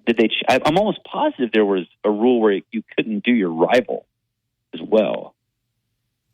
Anyway, it was something I came across. I've got a little tip of, and went and kind of did some investigation. And listen, this guy may be the best guy in the entire world. He may mop floors, the Methodist Church at the soup kitchen, and I'm sure he's got a high character, but it just puts him in a bad conflict of interest. It could put him in a situation because he's employed with Auburn. What if he makes a good call for Alabama? What if he, right? I mean, he's got to go back and face that. I mean, it just, the SEC, we've got to address officiating. And I'm talking about quality. It just seems like that there's a lot of confusion. And maybe they're relying on the replay system to kind of bail them out. But it just... Then they are. The problem with that, though, like getting mad at officials for ties to other teams, it's like you got ties to somewhere, right? Sure. You got ties to somewhere, right? Like, and it kind of goes the same thing in our business. Like, I went to Auburn. I'm fine with whatever Alabama does. I think in the referee's case, it's a little different because you can directly affect the game. But, and I say this all the time, you're loyal to your paycheck, right? Amen. The problem is, he specifically gets a paycheck from Auburn. I mean, are we this Which is a little different. Well, and I think his crew actually officiated the Kentucky-Auburn game from this weekend. So he couldn't be a part of that crew, so he joined this crew. I wonder if I don't know, honestly. I'd like to do some digging on that because I thought it was your team or your team's biggest rival that you couldn't do, but maybe I'm wrong. Yeah. Well, let's just say I probably won't be getting my Chick-fil-A sandwich from the SEC if Alabama makes it to the SEC title game, but hopefully next year they'll forget and I can get it back. But, I'm sure I'll probably start up a little hornet's nest for Chuck. Chuck, I'm sorry, man. My bad. But I put it on social networks, and it has went like a viral storm. But it's just, like you said, everybody has some tie to somewhere, but as bitter as this rivalry is between Alabama and Auburn, I don't know. Auburn probably doesn't want Alabama people officiating their games, and and that's popped up with David a few times, right? But it goes like that's the thing is, and I tell people this is a lesser extent because we don't affect the outcome of the game. But in our world, like people are like, oh, you're a Bama hater. I'm like, look, I like my paycheck, I like my bank account. Like I want to do my job right because that's the most important thing. That's why it's kind of like that recusal side of college football playoffs. I hate it. Literally, I hate it. It's like, put your hat down. Put your hat down. I don't care if I take my Alabama boxers off. I'm still biased. That's the thing with the playoff committee. I've said it since inception. You need to make those people full-time employees. Amen. Full-time hey, employees. come on, Barrett. Come on. I mean like a preacher. Amen. Come on. They're loyal to the college football playoff. They do interviews. They write stories. They do TV appearances. Yes. You make them loyal to the product, and that's it. But listen, we're going to have this hat tree, and you set the hat on the table, and you remove. My God, it's so dumb. It's. But I mean, they're asking people to volunteer for that position, so you have to go get people. ADs, setting ADs shouldn't be on that committee. Should not be. Not at all. Should not be on that committee. Not at all. Not at all. There shouldn't. I'm telling you, they should be full-time employees. Yeah, I agree. No, I'm right there with you. And trust me, there's enough retired football coaches out here or former players that know the game that you could go and get guys. Go to the military academy. I got some. Well, and it correlates to referees too. They aren't full-time employees. They have other jobs. That's true. That's true. Make them full-time employees. Yeah. I mean, college football has grown, but we're still playing in the 80s and the 90s. I mean, we're still playing. There is money in the sport, from what I'm told. Yeah, I know there is. Barrett Sallee, Smothered and Covered. Get it where you get your podcast. Outkick, you can find him there. You can find him on SiriusXM Channel 84, College Sports Sunday. Barrett, I appreciate you. Thank you again for being a part of the show. Thanks, Ryan. 205-758-2455. You got a French dip sandwich. You got the Nukes Q sandwich, the #1 sandwich across the franchise. As the temps begin to drop here, great soup specials, California-style pizzas, just a great place to enjoy Nukes Eatery from a catering from a group of 5 to 500. It is Nukes Eatery there on University Boulevard, close enough that you can smell the championships. Go see Joe Bromfield. Tell him the game sent you. And we'll blink, and it'll be Thanksgiving. Catering, holiday, Christmas gatherings. Hey, think about that. Nukes Eatery always does a great job for my family. They'll do a great job for you as well. It's Nukes Eatery, 205-758-2455. Let's go to Robert in Mobile. Robert, good afternoon. You're in the game. Hey, Ryan. Hey, Robert. I kind of disagree with you and your guess about these, the committee being full-time employees. I'm not even sure what that would mean. Because no matter what you do, they're going to do other things. So, I mean, I'm not sure what it means that they're full-time. Usually when you're full-time, you don't want someone doing something anything other than their primary job. But they only meet, 2 months a year? They're only relevant like 2 months out of the year? A lot of time they'll have to be doing something else during all that time, so that they're not full time, or there's not like there's something else they're not doing. So other than judging football games, they're going to be doing that. Maybe what he's saying is maybe not full time jobs, but go get you some former coaches, go get you some military generals, go get you some folks with some integrity. I mean, football's not molecular engineering. I mean, we're not solving molecular equations here. I mean, we're literally just asking to judge what is a good. Now, even though it's 12 teams. Think about how chaotic it could be at the end. Because right now, it's easy to find 12 teams. Now, if it stays chalk, it's one thing.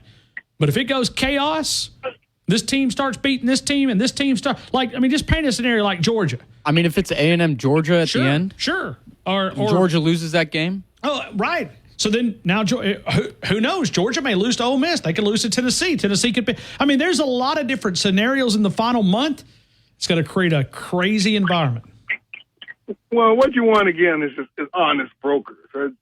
Any reasonable person can pick the 12 best teams. You and I could do it, Ryan.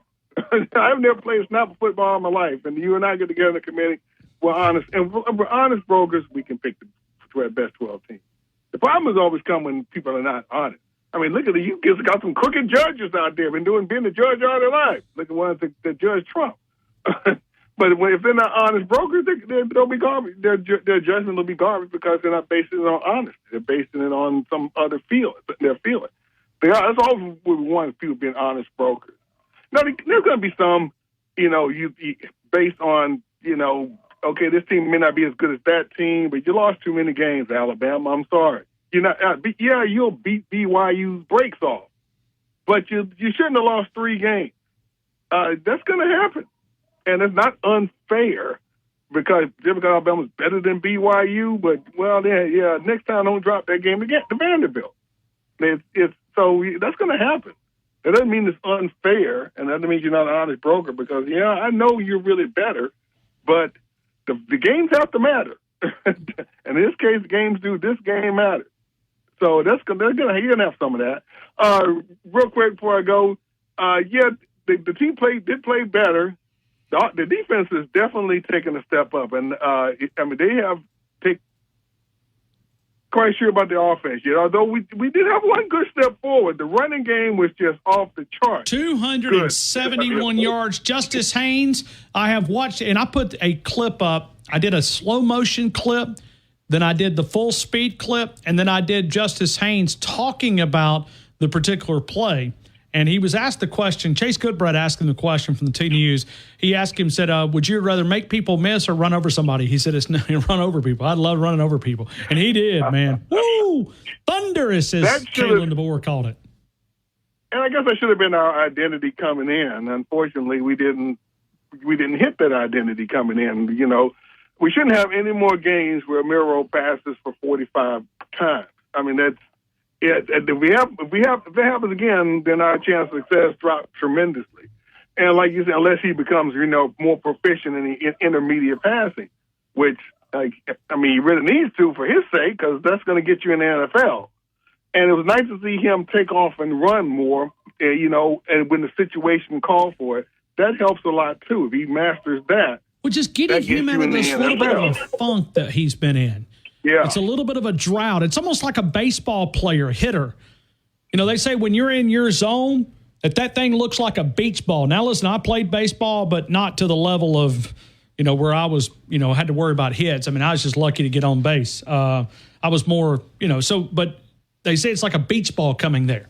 When you're out of the zone and you can't hit, it looks like a little marble coming through the air. It's like, whoa. Hey, I mean, everything is just your eyes. So to get Milroe back in that confident side of things. All right, Robert, take me through. We've been talking about this official that officiated the Alabama and Vanderbilt game. Alabama-Missouri game this past weekend. He works for Auburn. Is that a conflict of interest, yes or no? Well, it doesn't have to be, but it sure looked like it was. Okay, you work for Auburn again. As long as you're an honest broker, nothing's a problem. But if you're dishonest, and we have no reason to believe that this guy's not. We like I said, he may mop the floors at the Methodist Church, and wherever he lives at. Well, then that egregious, like you brought up earlier, that egregious call of, you letting the man tackle the quarterback, letting Alabama finish tackle the quarterback, and then dumb. You decide to blow the whistle. That was just incredible. Can anybody explain what happened there? I still don't know. I was talking to my brother at the time. I didn't hear no whistle, and the same announcer didn't hear a whistle. Nobody heard a whistle, and of course in the NFL, I just saw it on Sunday. NFL official. Calls the play dead, runs in with the whistle blowing, his arms waving. That's okay. Now that's how you do it. But if you fail to blow the whistle, you can't call it. You can't make a call there. The play just has to go. But yeah, it always seems amazing how it always works against Alabama to a huge extent. But yeah, I mean, this is definitely a get right game. The defense has definitely gotten right. They're getting right. The offense still needs work, but the running game got right. We do have a blueprint going forward if we're patient with it, and it was great to see Kane, Womack, and the celebrations for the shutout. Must we beat up on the guy? Okay, which I have too. Hey, guy, I'll give you your credit. That was a good shutout, and you deserve some credit for that. I'm glad Seth was able to celebrate. And it was love. Love to see Kalen DeBoer do his thing on the sidelines and calling that timeout. I mean, to get the shutout and reward those guys, put those guys back in there just to give them that opportunity. Oh yeah, no, it was great. It was great. Like I said, the energy's back. Now we want to see it continue. Go get that LSU win. Yeah, the season is in 2 weeks. They beat LSU there in the playoffs. That's my prediction. Roll Tide. It all comes down there. All right, man. Thank you, Robert. Mobile. Let's go to Martin Houston. He talked a little Alabama Crimson Tide basketball. They've got Memphis also recapped the Missouri-Alabama game from a good, bad, ugly perspective. The good is sponsored by DanielMooreArt.com. Celebrate the Nick Saban Legends print. You can find that. If you want to go back to Jalen Milroe connecting with Ryan Williams, you can find that. And also Zabian Brown's INT, being able to seal the victory against those nasty, nasty, nasty dogs from Athens. DanielMooreArt.com. DanielMooreArt.com. Celebrate that special Alabama fan as we approach the Christmas season, thinking about the 2025 calendar. I mean, we're going to blink. We're going to close out October this week. Then you've got November and you've got December. And then now we're in 2025. The Nick Saban print, you can find the Legends print. You can find different autographed editions of I say the autographed editions, they're actually sold out. I apologize. But yeah, the Nick Saban autographed edition prints from the Legend, it went pretty fast. But you can still find those prints and some great value there. Celebrate that special Alabama fan. And when you check out, tell them that you heard about it right here on The Game. We say thank you. We appreciate you. All right, so no Martin. We'll continue with phone calls. We'll take those at 205-342-9904. Let's go to Wayne in Destin. Wayne, good afternoon. You're in The Game. I hope all is well, man. Oh, Ryan, doing good. How you doing today? I'm good. Oh, man. Just stirring up trouble. Yes, you are. That is quite a note.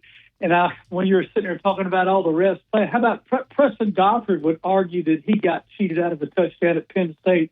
I don't know how old you were, and I don't remember whether it's Hollingsworth or Davis Smith throwing it, but half his body fell in the end zone, and they called it out of bounds. They found out that guy was an uncle of one of the Penn State former players or something like that. So, like I said, we're not questioning his integrity. We're just saying it's really bad optics.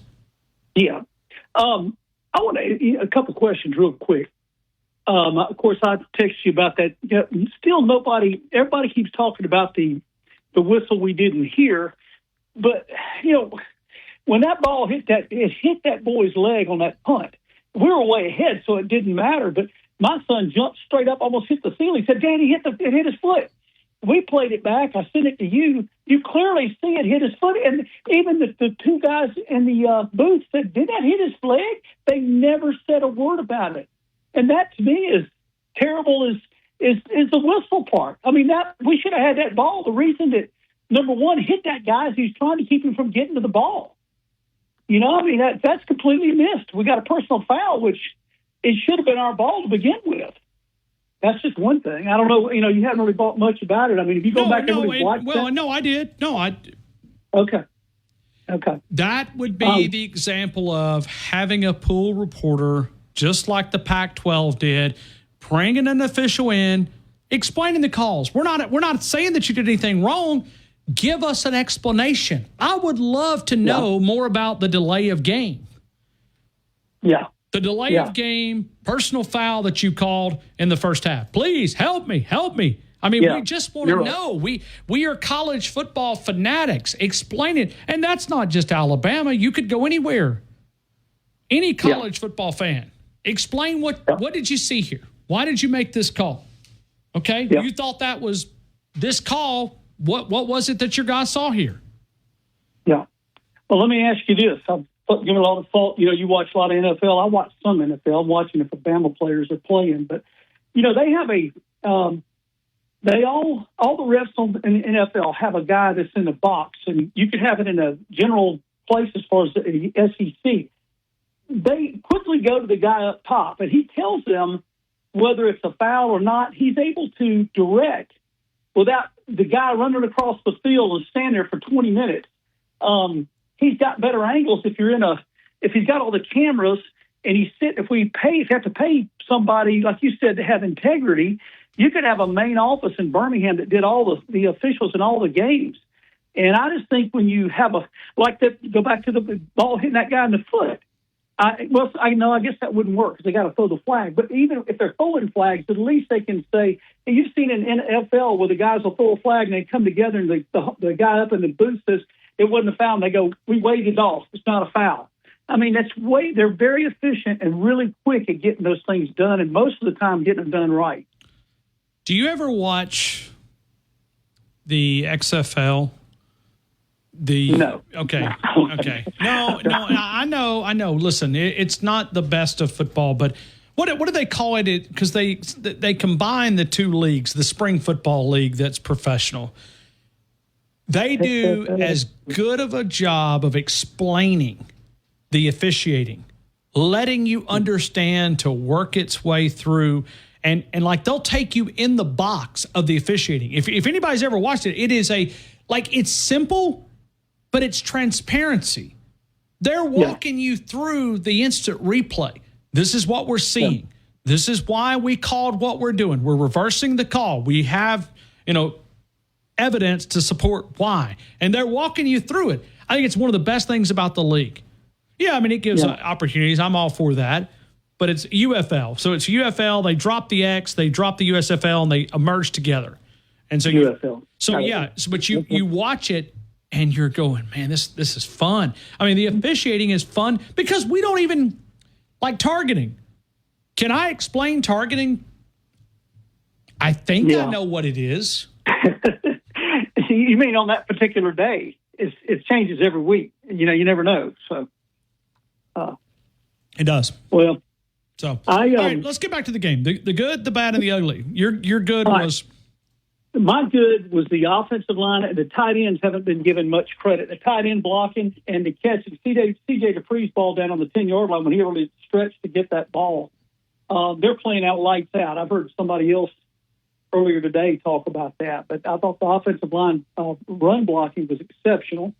There was some of those plays they busted it wide open. We could get up through there. We hadn't seen that. We've had these guys, tackle them in the backfield before our running backs ever get to going. Let's see, the good, the bad. The officiating would be the bad. And then, Ryan, I'm so critical of Jalen. I shouldn't be. The boy is doing the best he can, the young man, excuse me.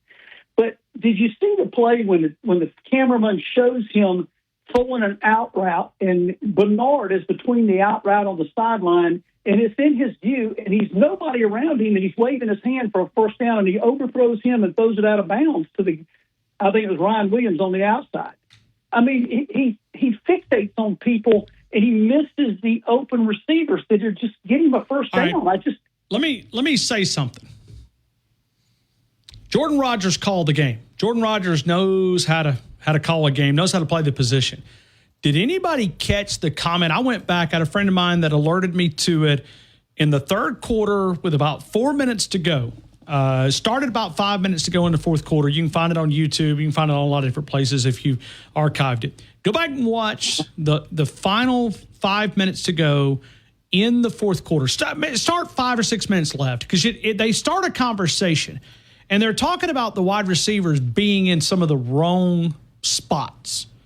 That's something that will come. Did you hear what I'm talking about? I did. One of them was Sean Williams. He was supposed to, I thought the board showed that he was supposed to hook to the outside. He didn't. He stopped, and the ball went to the outside, I think, on one play. And he was saying he didn't run a route, and I think you're right. And but he talks about stopping a route, cutting a route, deeper route. Not as deep, maybe pulling back, depends on. And he said that's just a learning thing. It's a learning thing. You're asking Ryan Williams to do some special things. He's no doubt a special football player.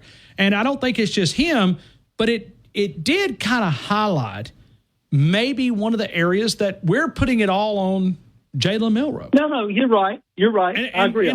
But we always do that, right? We give all the praise to the quarterback. We give all the criticism to the quarterback. And they know that. I mean, it's just part of it. But I think when we look back, hearing that comment with 4 minutes to go in the third quarter, folks, go back and listen to it. I found it very informative to go back, listen to it after you already know the results of the game and listen to them talking about it. Kind of tied in a lot of stuff. Something tells me they spoke. Because you got to remember, those TV guys, when they're here doing the game, they get a different access from a standpoint from media. I wonder if that came from in the building. I got you. Well, are we not spoiled for having Bryce Young and Tua and Mac, people that could find the open receivers? We just expect anybody that steps in there. Also, I'm going back to the quarterback, reading the wide receivers. I mean, it's an art. There's no question there's an art to it. And some are better than others. But you're right. Everybody got to get on the same page. All right, so that was your ugly, and then the bad was officiating. Yeah. Okay. Oh yeah. Yes, sir. All right. All right. Wayne, I appreciate you, man. Appreciate it, Thank you. All right, bro. Right back to you. Hey, we have two lines available if you want to jump in. The good, the bad, and the ugly. The good, the bad, and the ugly. 205-342-9904. We're celebrating the win. Nobody wants to celebrate here, huh? No, nobody wants to enjoy. Nobody wants to take a little victory lap. Well, we did what we were supposed to do in a not pretty way. Oh, so we got to win pretty. It's not just beating somebody 34-0. The first quarter was a little sloppy, but if you want to look at the defensive side of the football, I thought the first quarter much improved. Okay. Offensively, I think play calling can be a little better. It can be, but there was a change in there. There was. I wonder what that change was. Thought there was a different mindset. I think so.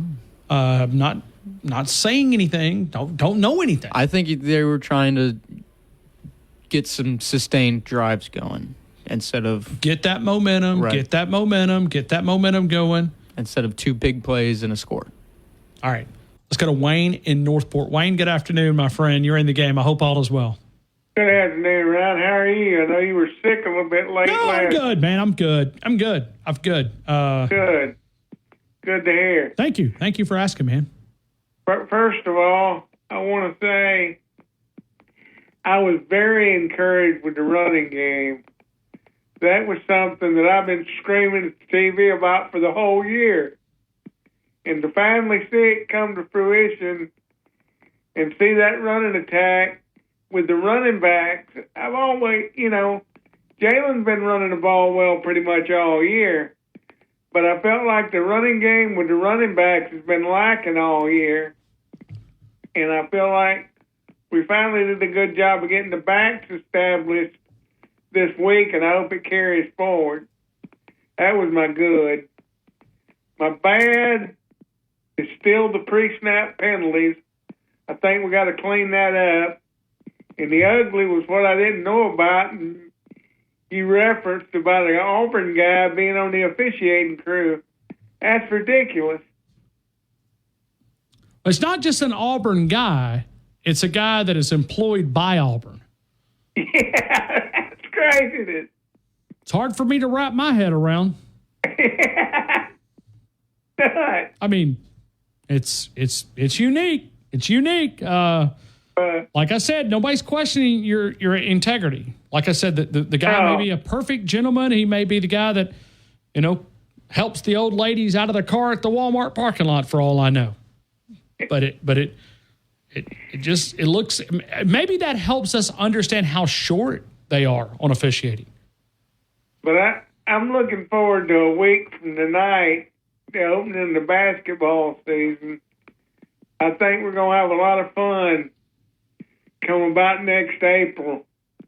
I think we're going to be sitting in San Antonio trying to do this thing again. Okay. It'd be nice. We get a good crack at Memphis later this evening. It's an exhibition game, Wayne. Yeah, Memphis. What is it, in Huntsville? It will be. Okay. So we'll see what they look like, maybe. Well, have a good day, Ryan. All right. Just wanted to holler at you and make sure you're feeling better. Well, thank you. Thank you, man. Appreciate you. All right, man. See you later. Yes. I said, okay, we'll go to 12, but we're going to have to do it this way. So we're monitoring a lot. We're pulling for chaos. We know all these teams start dropping, right? IU at some point's got to get an L, and they will. I think they play Ohio State on the road. So you get them out, move, thanks for playing. BYU, get them out. See you later. Get on out of it. Get Iowa State? Yeah, get them. And BYU plays Utah this week. They're a 4-4 football team. Cam Rising's a guy that can. What's his injury? He's always injured. Yeah, he's out for the year. Oh, is he really? Okay. Yep. Okay. So he's going to redshirt again and play his 8th year next year. Okay. Why not give him 9? Nobody's going to tell him to the athletes. But then you got Kansas, you got Arizona State, and you got Houston. So BYU could be a team that could throw a little bit of a hiccup there. But they're only going to put one of those smaller teams in. Well, the only Big 12 and ACC champions, those are most likely the only teams that are going to come out of those conferences. Yeah, and BYU now no longer an independent; they're a Big 12 team. So as you pointed there, but you got Oregon, Georgia, Penn State, Ohio State, Miami, Texas, Tennessee. It's like everybody's going to beat up everybody, and now you have to decide how it works. Marty, Arkansas. Marty, good afternoon. You're in the game. Hey, Ron.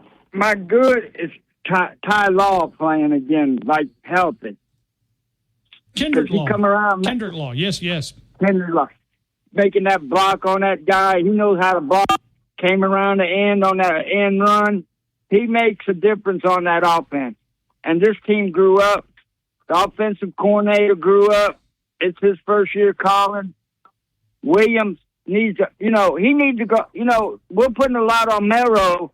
Sometimes William cuts the wrong way, like when he came to the sideline and DeBoer said, you got to cut the other way, and he would have caught it.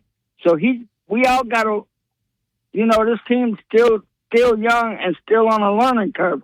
But everybody grew up Saturday, and had a lot of growing up. They grew up a lot. You there? No, they did. No, I was. They did. Oh, I'm sorry. I get rambling. I'm sorry, Ron. No, let it go. Let it go. I'm not. I don't want you to stop. Go. That's what and it's like the secondary. They're all young, but they grew up, got interceptions. They know how to play better. The defense grew up, and he made a statement. We're going to shut them out. I'm going to let my first team show what they're up to, put them back in, and did he gain confidence on them?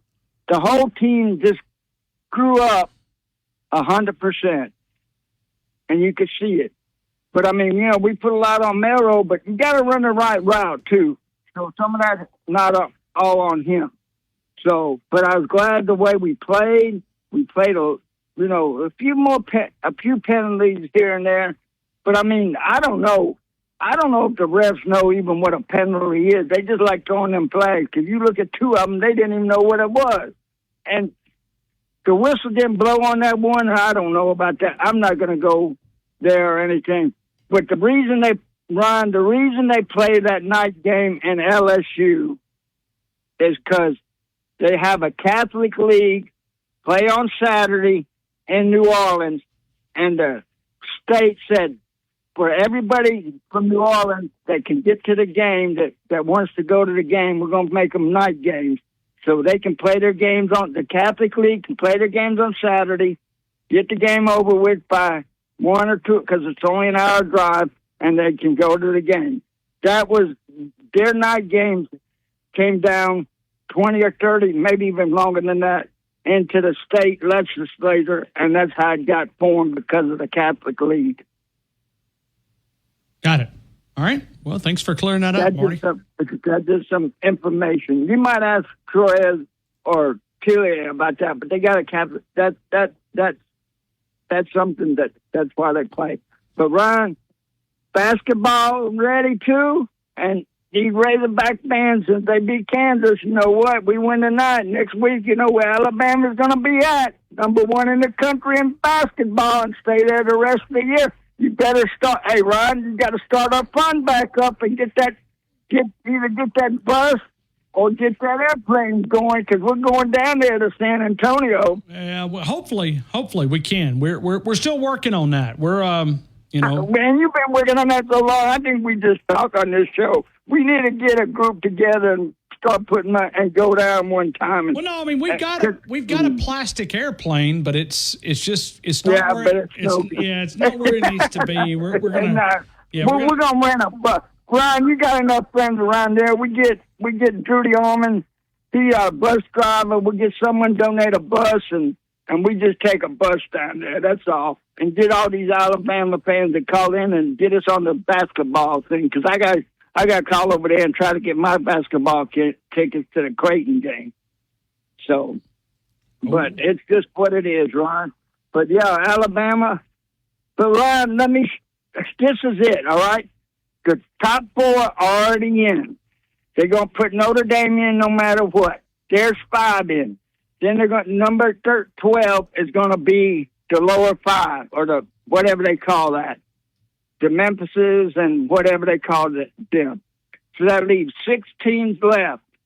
They're not going to put three more SEC teams in there to give you 4 and just leave 3 out. It's gonna be chaos, and what's going to happen is number 13 is going to fight for it, and next year you're going to see 16 teams. Okay. It's just going to be chaos. You can look at it. I thought that was in 2026, but okay. It might be next year the way this chaos. You can look at chaos, because when the number 2 teams go, I think we should start the playoffs in October and just play all the way through the spring semester. Like, get us a couple of games in the regular season, and then we just start the playoffs, and we go all the way to March. Well, it's a playoff game against LSU, and the loser goes. But I want Georgia to lose out. I don't care that one loss to them. I don't want them in the championship. I don't care if it's a good win or what. Georgia loses 2 more for 3 losses. Tennessee loses another one, and Vanderbilt gets them at the end. A&M and Texas loses, and then we may get it 10-2 and get in there. But I want Georgia to lose out and bet, and I want Ohio State. All that money they spent, I want them cookie crumble up. I want Penn State to go there and then beat them, then Indiana beat them, and they're out, and that money don't buy everything. Gotcha. That's what Jerry Jones did. He loves Prescott so much, he paid him so much, he can't put a team around him. All right. Well, thank you, man. Appreciate you, Marty. All right, Ryan. Hey, you have a good day, Ryan. All right, thank you. TheStandardBama.com, home of the 20-inch pizza pie, pepperoni, meat lovers, cheese. Design your own. TheStandardBama.com, University Boulevard. You can find the wings. You can find the mac and cheese bites. You can find the great options, whether it's meat lovers, cheese. Design your own pepperoni, home of the 20-inch pizza pie. It is TheStandardBama.com. TheStandardBama.com. We'll break here. We're coming back. Jared in Houston, Texas. We'll come back to you. Ken. Actually, David is up, and then we'll go to Ken coming up as well, and then we'll go to Digger right here on the game. T-Town, Tide, 100. All right, it's Med Center Urgent Care Family Medicine. No appointment necessary. The super doctors who live and work in our area, MedCenterUrgentCare.com, MedCenterUrgentCare.com.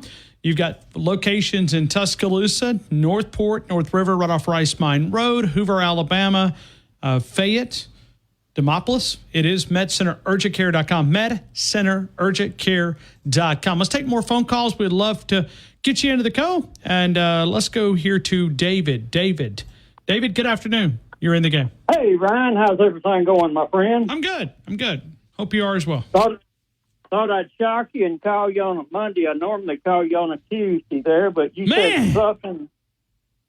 I mean, you said something good. I started laughing so hard. Let me refresh you. Okay. You said his name is Chris Conway, correct? His name is Chris Conway. Okay, and I laughed and said he might be a volunteer for the YMCA, and he even might mop the floors at the Methodist Church Soup Kitchen. There. But I totally agree with you. You know, it is bias, if it's the proper word to use, and it's this. If he's Auburn and they're trying to keep him close to home, let him go do the Tennessee game. Let him go do the Texas or the Oklahoma game. If he's going to take that job on, let him know that they're not going to keep him there close to home all the time. If that's the case, I don't know. Okay. Well, and I'm sure maybe it has something to do with travel costs. Yeah, but I still agree with you. We don't have nothing to prove there, but you know, it's just no, like we don't. We don't have anything to prove. We do not. You're right. And we're not trying to make him look bad, but it's just suspicious. And like I said, I think it puts him in a bad situation as well. Oh yeah. Well, let's see. My good would be the Alabama defense shut them out, no points they gave up, and my bad would be the officiating. And the ugly, I thought about it, and I kept coming. And I said, I don't want to say the officiating again, but I'll just go on this tangent here. I think the SEC should be more involved if they don't be in Birmingham. They should, if a call don't look right, they should, put it on that big screen and, have the powwow with them. That's my gift. Yeah. Well, there's ways you can do it. I know I complimented the UFL a couple of minutes ago. Right. I love watching their games, and it. Oh yeah. The talent level is not the NFL. It's probably not even college. Right. It is college football, but it's in some areas it's not even the quality that we watch in the SEC. Right. So that's a. And I like to see. I'd like to see not because he's A.J. McCarron, but I like. Wouldn't necessarily had a particular team I was pulling for just because it was the Birmingham Stallions, ever what they call them, 3 times in a row. I always like to see it when AJ hits the field because, he always put out the effort on that. And it's kind of interesting, when football season's over there, just get something else going there. No, it is. It is. But it get the transparency that they show in the breaking as far as going into replay. In other words, let's say there's a fumble on the play, okay, and they're trying to confirm a fumble. They'll walk you through the play. This is what we've got. Ball is completely out. Ball is recovered. Ball has, they've maintained possession. Whatever. I mean, they're walking you through. And it's educational to watch the game because you're learning something. That's all we're asking about the SEC. We're not accusing you of having the lack of integrity or choosing to have a certain bias. It's just days like today when you look back at the optics, this thing doesn't look very good. No, and I'm going to go back and look at that last 5 minutes of the third quarter, and go like back in the 5 minutes and listen to him talking about the wide receivers. Kind of gives us a little understanding. Yeah, I'll do that. And, you're right about the WFL, or what you call it there. They do present it, and do it in a layman form where, I can understand it. And they dissect it, and, they do it very educational. And that's probably one of the reasons I don't watch basketball. They foul, and I'm wondering, what happened here? It's not for me, but that was my take, and I just thought I'd holler at you and just let you know on that. I appreciate it, man. Good stuff, David. Thank you, man. All right, roll tide. Roll tide. Quick Dave checking in. Let's go to Ken. Ken, good afternoon. You're in the game. I hope all is well. Oh, it's all going good down here in Satsuma, Alabama. Satsuma, Alabama. Gotcha. Ken, I appreciate you calling in. Hey, I just want to say, hey, we need to support Coach DeBoer and the team. It's hard to follow a legend like Coach Saban, and he's doing his best and got a new system, and the players are trying to learn it, and everybody, just get off their back and let's support them like we did. And the deal with the penalties, if everybody remembers, Coach Saban dealt with the same thing last year, too. So, that's hard to clean up. Well, if Coach Saban can't clean it up, then another man comes in having trouble cleaning it up. Well, we'll just got to get the players in the game. I want to go back to what you said a couple of minutes ago because I wrote a little something. I was sitting at Southern Ale House Dockside yesterday. I went over and had some great fried shrimps, one of our great sponsors. And I told my wife, I said, I want to put up a post. And here's my post, Ken. And I'd like for people to go and chime in. And because it goes with what you're saying. I promise you, I will give you the time here. I said, since we've had this time to digest the 34-0 win over Missouri, is the Crimson Tide back? I'm curious about what this win does for your confidence going into the Final Four regular season games. And those who jumped off the bus, would you like to purchase a new ticket? I want to read your opinion. My comments are in the comment section. And I go in and I kind of take it from my approach. Because I said, it's probably foolish for us. And I said, I never stop believing this team. We have to be realists, though. College football has changed. Winning at the typical Alabama pace is not possible. I know this is going to sound arrogant, but many of these new rules were created in honor of Alabama and what Coach Saban did here at the University of Alabama, preventing teams from dominating college football. That's what these rules are designed to do, Ken. That's why we have 12 teams. We're 12 teams feel like that they've got a role. Parity means more money for college football leagues, and everyone's chasing the dollar. And I wrote up here, Kalen DeBoer's system will work in the SEC. We are only brushing the surface on his offensive schemes. I do like this team's fight. I like their fight. There may not be, listen, they're struggling, and right now there's only probably one first rounder on that football team right now. There could be others that might work their way there, that could be there one day. But let that sink in. When's the last time we only had one first rounder? Right. I agree. So, anyway, but it's just kind of, you said, support Coach DeBoer. I almost feel like that we just said, okay, hey, you got to replace the greatest coach of all, and we're not going to miss a beat. And, Ken, I look back at that, and I think about how foolish I was to kind of believe into that narrative. Yeah, right. I mean, they went out and got the best coach in the nation they could to replace him. And I think everybody's attitude was, well, he's just going to step right in where Saban left. And, we're just going to keep rolling like we've been used to rolling. And that don't happen. It's hard, to him to get his new system in and all that. But I support him 100%. And he's going to be a good coach. And we're going keep rolling once he gets it all in place. And listen, Players recruiting is off the charts because he's an authentic person, and I think that's something that you can't, when you get in front of a living room of parents, I think they pick up on that. Right. So I do too. But Ken, what else is on your mind, my friend? I just, like I said, all these fair weather fans get off the bus and let the real fans take over and roll Tide roll. So don't say keep supporting the Tide. We will win. I got you. Thank you, Ken. We appreciate it. Thank you, sir. Hey, Jackson, thank you. Ken, down in Satsuma, Alabama. The bugs have found me. I knew it would take them a little bit. They have found me. On the Twitter account, I'm going to need those Alabama fans to jump in. But listen, they're so ignorant. You can't explain common sense. All I put up on, I've said more on the Twitter, on the audio side.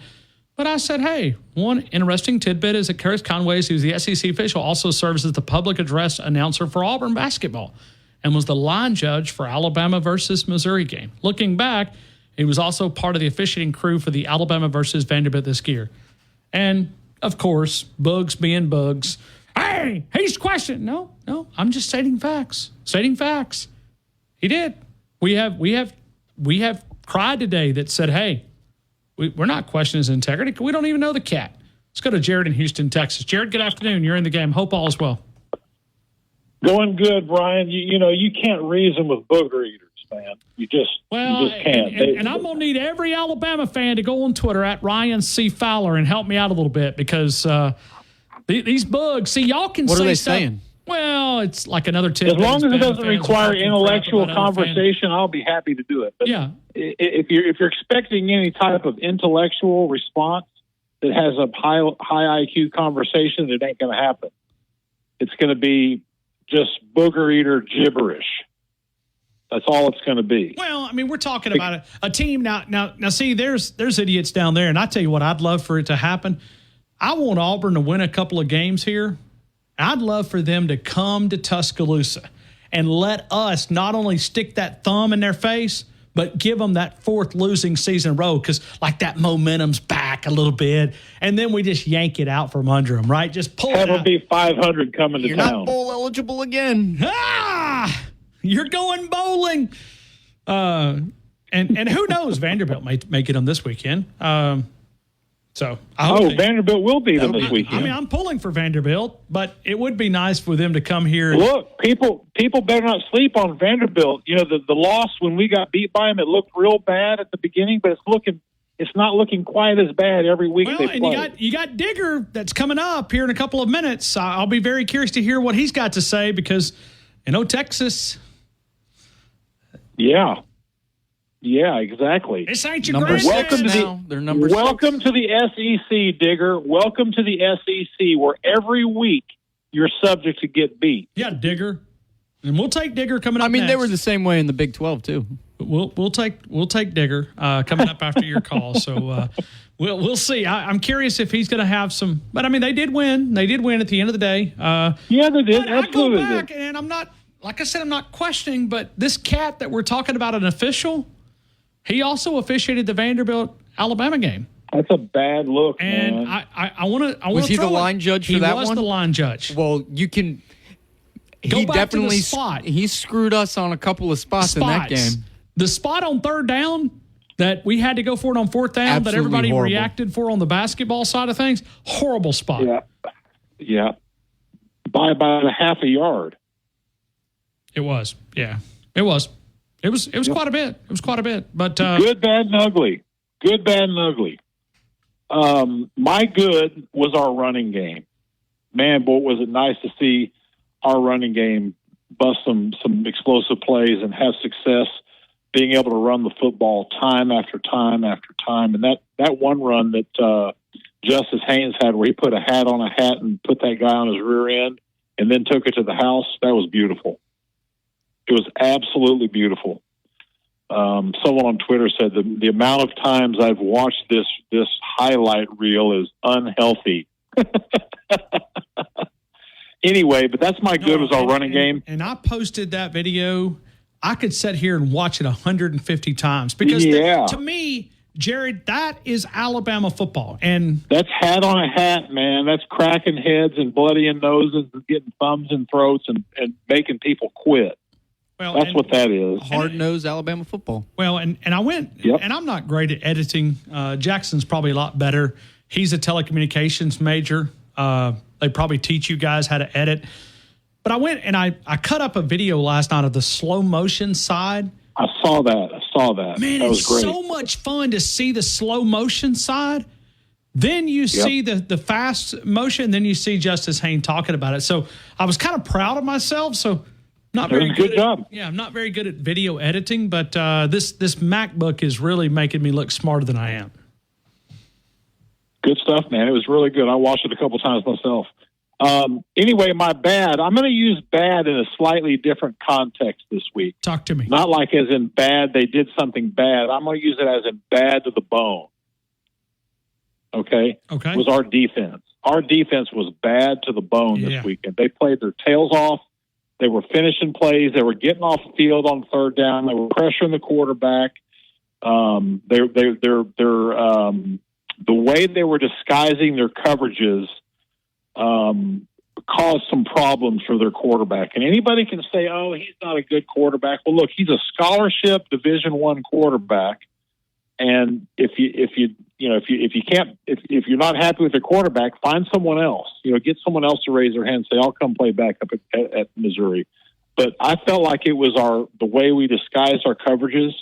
Because I was kind of confused. I was trying to figure out what defense they were a couple times, and one of the times was when they got an interception that Bray Hubbard got.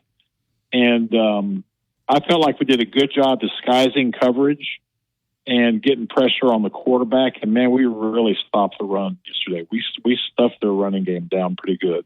Now, they got a few garbage time yards against us. We had some of the 2s and 3s in, but it was really good to see the shutout. I felt like our defense was bad to the bone. And then ugly. And just think that is a young defensive back room. You ain't kidding.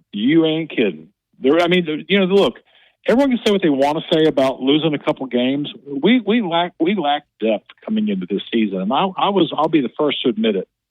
I was like you, Ryan. We're just things going to keep rolling. We beat Georgia, and we're just going to roll. But when you dig down deep and you look at the depth. And you dissect what really happened when Saban left. It's a lot clearer picture as to where we are right now, and we just lack depth. But these young kids have really come in; they've embraced the role, and it's great to see a kid like Bray Hubbard come in and replace Keon Seff, because Keon's been valuable back there this year. I mean, from the first game of the season till when he went down, he's been a valuable piece of that defense, and it's been really good to see Bray Hubbard step up and some of these other young bucks step up. And just think, you're building that depth. You're building that depth. Yep. Listen, the coaching staff, you're having to add things to this defense. You're having to simplify some of that. There's no way that you can truly run your defense, but you got to credit the defensive staff. Mo Linguist, Colin Hitchler, go through. I just Freddie Roach. Kane Walmack, the defensive coordinator, but it looked like his dad had some input there on the sideline too, defensively. He was like a get back. He was a get back coach yesterday. He had his hand on his shirt. He had his hand on his shirt, pulling him back in the field. Man, that was awesome to see. Yeah, and then my ugly. If I go with my ugly, I'm not going to go officiating. We've used that one all year, and we all know it's horrible. I'm with you. I'll continue to call out officials too, but the ugly is still some of these Alabama fans that are just, some of the stuff I see on social is just, it is so juvenile and so, fire him, what do you expect? You better shut out Missouri. Let me tell you something. You come into play a top 25 team and you shut them out, that's an accomplishment. I don't care what the quarterback situation is or what, it's an accomplishment. And, for some of these Alabama fans that call themselves Alabama fans to be railroading these guys, after a 34-0 blowout win, grow up. grow up. Either support your team or go root for Digger's team. You know what I mean? Yeah. You want to be a Texas fan? Your guy Digger's coming up next. So go join the Texas bandwagon. Go join the Orange Bloods chat room and see how long that lasts. But anyway, it was a great win for us, and we have got to lock in and support these guys, man. These players, these coaches. Coach DeBoer is the right guy for the program. I've said it 3 times on your show. I'm going to say it again. The guy's a winner, and he will win at Alabama. You got to give him time to get his process set, get his recruits in, get his guys in. Ain't none of these kids on this program are kids that he recruited. They're all Nick Saban's kids. Well, he had to re-recruit them. Right, he had to re-recruit. And did a good job keeping some, too. Talking a little Alabama Crimson Tide football. We have been talking about the good, the bad, and the ugly. The good, the bad, and the ugly. The good, the bad, and the ugly. Alabama beats the Missouri Tigers 34-0. Remember now, I'm going to need your help on the Twitter account. These Auburn folks, man, they're crazy. They're a little bit on crazy. They're a little bit on the crazy side. Do you think even Tim Cook could turn that organization around? No. Come on. I mean, they're just not where they need to be, man. The elevator doesn't go to the top. The tractor doesn't pull very straight. It's the football team doesn't go to the top either. Yeah. And, hey, I'm sure Hughes, one more loss away from a scandal that they'll come up with. Anyway, we kind of threw it out there. I put it out there around 2 o'clock or 2:30. We should put a betting line on what the scandal is or would be. Well, the only problem now is it'd be believable. It would be believable. We're always powered by Tuscaloosa Toyota, TuscaloosaToyota.com. The 2024 Tacoma, 3.49, as low as 3.49 with a $1,500 loyalty cash. The Tundra, as low as 1.99 APR and a $2,000 loyalty cash. It is the 2024 Tundra. How about the pre-owned inventory? Yes, sir, absolutely. They've got that, and you can view all of that online at TuscaloosaToyota.com. Buy 3 tires, get that 4th tire for only $1. That is in the service department. We can also rent a Toyota. Go see my friends David DeSantis and Tuscaloosa Toyota. And as we go right back to the phone calls, the good is sponsored by DanielMooreArt.com, and the bad and the ugly is sponsored by Jerry Jones and my Dallas Cowboys. Digger. Good afternoon, Digger. You're in the game. Tim Cook. Is he talking about the CEO of Apple? Yeah, he's an Auburn guy. Turner? Holy crap. I didn't know that. He is. Good Lord. Well, I mean, it was Steve Jobs that set that whole thing up, and let's see if he can screw it up or not. But anyway. Yep. Tim Cook is an Auburn guy.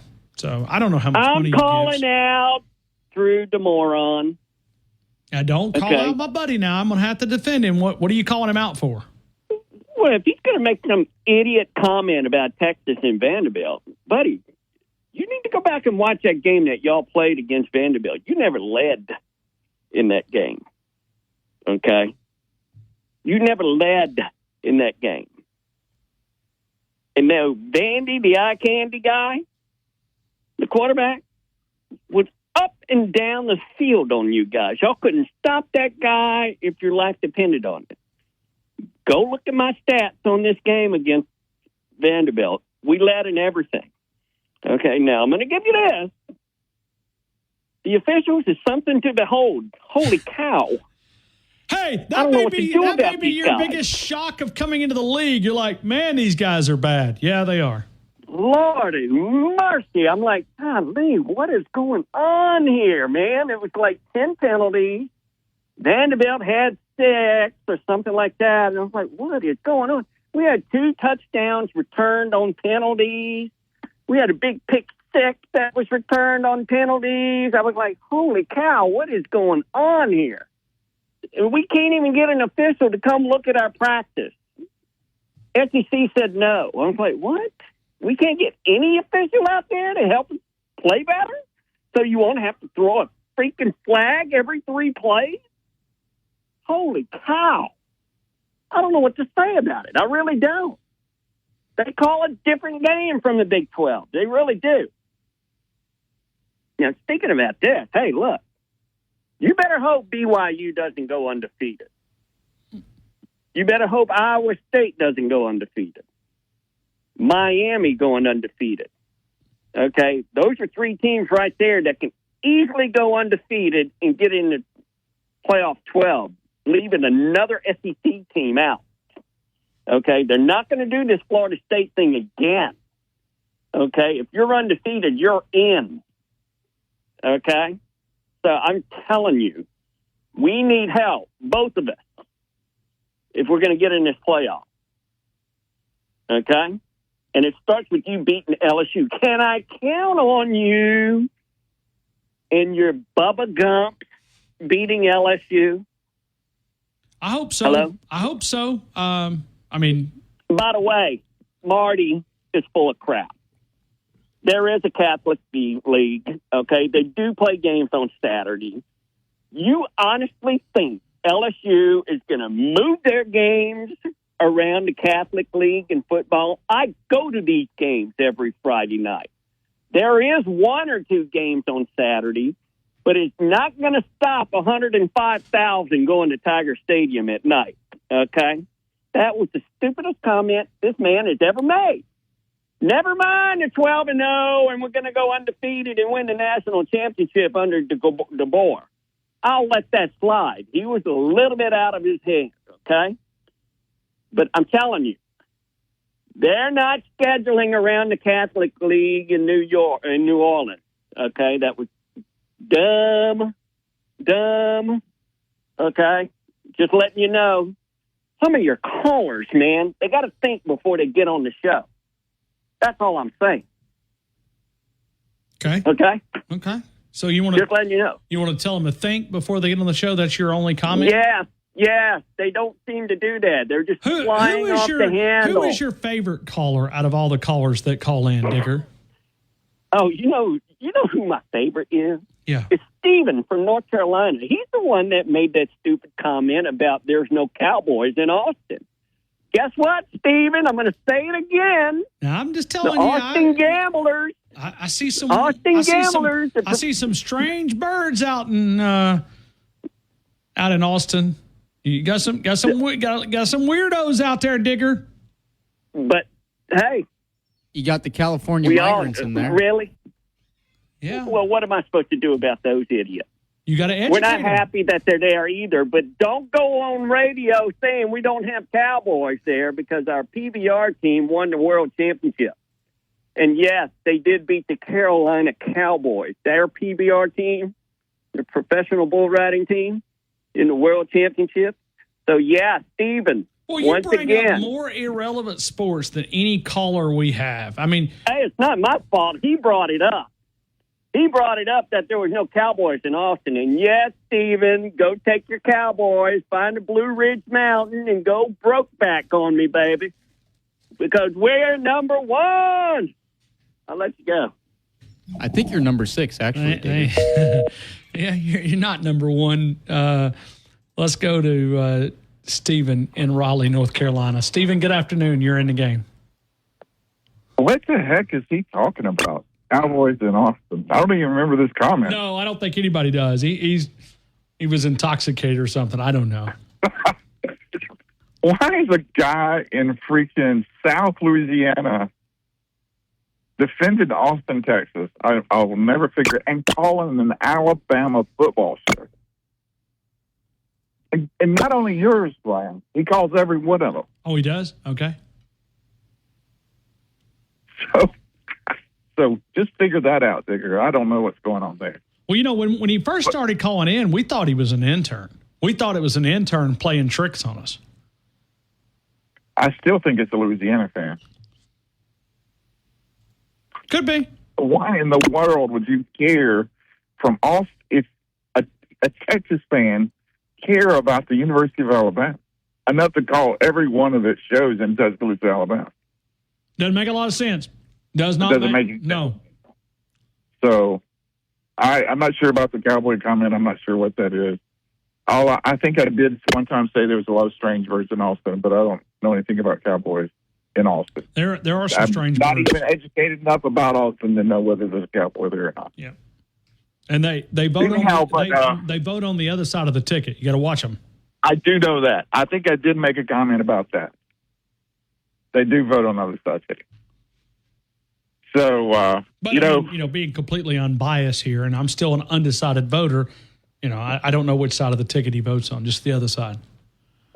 Yeah. I know which way Austin leans. I don't know about anything about Digger's voting purposes or not. I don't know.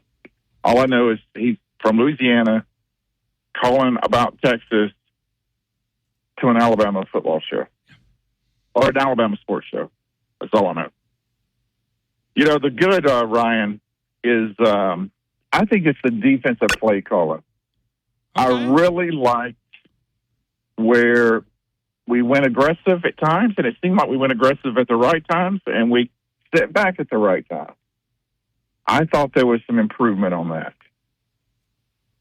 The bad, Ryan, you're going to tell me that an Auburn public address announcer has officiated 2 of our games. And let's look at so we had a punter get annihilated.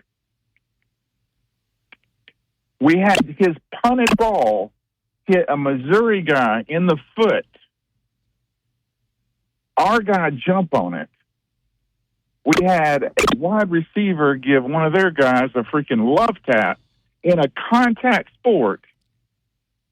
And then the referee tried to decline the penalty on our behalf, on the punter. That was all one play. Blows my mind around. That's the bad. It's just when you look at the SEC official, we're not saying that there's a lack of integrity. We're just asking for more. As college football, the parity is here.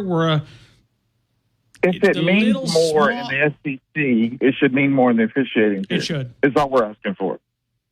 If it just means more, then the officiating should be held to a higher standard. That's all. That's all we ask for. But, I think we should let the bye team, whatever bye team, the coaching staff that's on a bye that weekend for the SEC should call our game. Might as well we're letting a public address announcer in Auburn call our game. That blows my mind a little bit, Ryan. He was the guy that DeBoer was wearing out because he was on Alabama. He was the line judge on that side. I'm not sure if the line judge is – because there's only one line judge. What's the other guy called? There's a back judge. Linesman. So, so you got line judge, which is where he's with the guy that's the marking the markers as well, but he's also the official right there. So you got the line judge, then you got the linesman, the umpire, the referee, back judge, field judge, side judge, center judge, and then you got a replay official. But right. Well, they need to work on those replay officials too. It's not just that he has a connection with Auburn. He works for them. He's on their payroll, Ryan. If he's public address announcer, he's on Auburn's payroll. Right. It'd be like me judging another radio station that we compete with daily. For the Abby Award. Yeah. I mean, hey, that's the worst stuff I've ever even heard. What is that? Yeah, it's... So... But the bugs, that they found me on Twitter, man. They have. I heard. When I get home, I'm gonna go in there and back you up. When I get home. Yeah, they have found me. And you got to look at the quote tweets too. But yeah, they found me. They have found me. That's okay. Do you think I'll lose 1 ounce of sleep of what some booger eating, toothless idiot thinks 3-win football team? And he said, well, Alabama fans are having trouble dealing. No, we're not really accustomed to losing like you guys are. Maybe we could learn something from little brother about losing. It's just become a norm down there. And did they really? They go beat a Kentucky team, a losing Kentucky team. A team that lost to Florida, Ryan. Bad. And they go out and a 1-5 football team, and they literally destroyed their own campus by throwing toilet paper all over the place. Is this not the dumbest tradition? I've made this statement before. It would be like me walking in this evening to my home, grabbing the trash can, and saying, throw it all over my house. That's about as much sense as it makes. It's the dumbest tradition in college football. Now, I've never heard of anybody rolling their own yard. It just doesn't happen. So was Harvey Updike right to do what he did? I'm not getting into it. Ryan, I do have an ugly one with fashion. Auburn's supposed to have a toxicology department, and it took Mississippi State to find the toxins.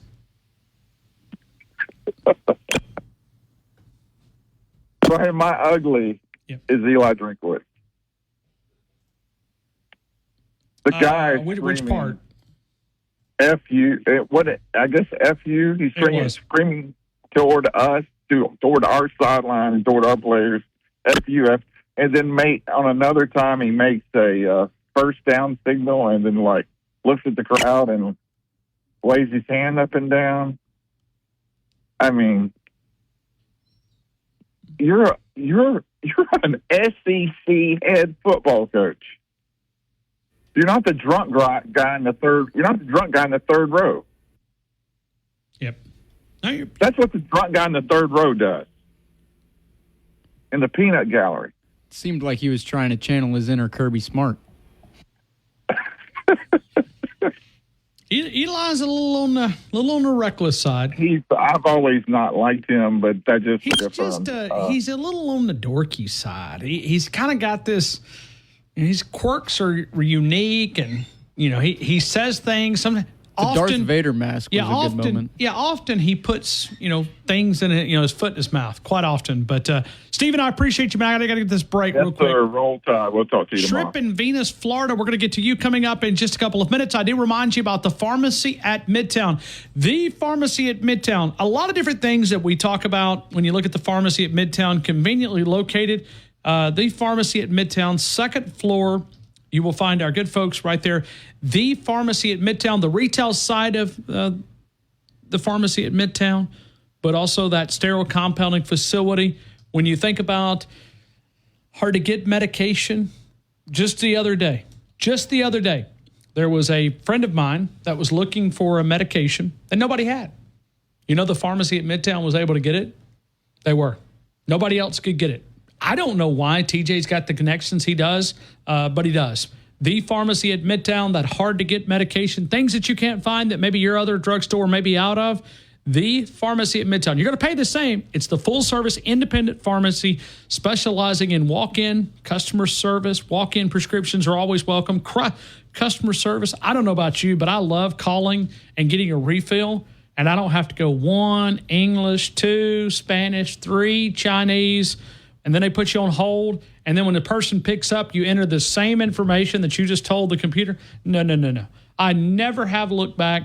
My physician recommended the Pharmacy at Midtown. Never look back. The Pharmacy at Midtown, 205-752-0627. You can also visit pharmacymidtown.com. Pharmacy Midtown. Tomorrow's Burger Day. The original location, 1530 McFarland Boulevard. Lunch and dinner options Monday through Saturday. If you're looking for Dockside, they're closed on Mondays. They'll be open for dinner on Tuesday, dinner on Wednesday, lunch and dinner on Thursday, Friday, Saturday, brunch until 4 p.m. on Sunday afternoon. Great entrees like the pepper jelly burger, always there. The biscuit sandwiches, the bacon wrapped meatloaf. The fried shrimp at Dockside is incredible. I guess it has something to do with being on the body of water in Lake Tuscaloosa. It is about 3 miles north of the Winn-Dixie Shopping Center on 43. You go to Marina Drive, but if you're driving up 43, you find the new Dollar General. Right across, right there on the beautiful lake, you will find Southern Ale House Dockside. Also catering options as well. Go see Justin, Cal, Brett, and the amazing staff at Southern Ale House, either location. Let's continue. Let's go to Trip down in Venice Beach. Trip, good afternoon. You're in the game. I hope all is well. Hey, Ryan, I appreciate you taking my call. Hey, listen, bear with me for a second. It was a great win, and we're on our way to the playoffs. But I want the Alabama nation to realize that this year's going to be different. It could be different. We're not going to get the benefit of the doubt. I mean, the politically correct people, we are not going to get the benefit of the doubt. So we need to look great like we did last week.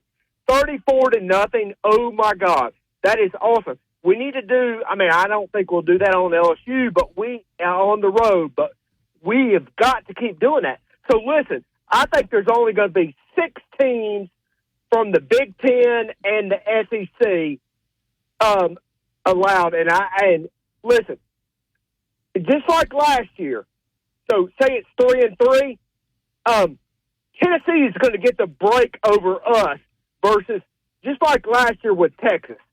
And so I'm just telling you, we're not going to get that benefit of doubt. So we need to dominate, and we need to cheer for other teams. So what I'm telling you is that I think that we need some help. We need Georgia to win and everybody else to lose. In fact, we may even have to cheer for the Barnyards over Texas A&M.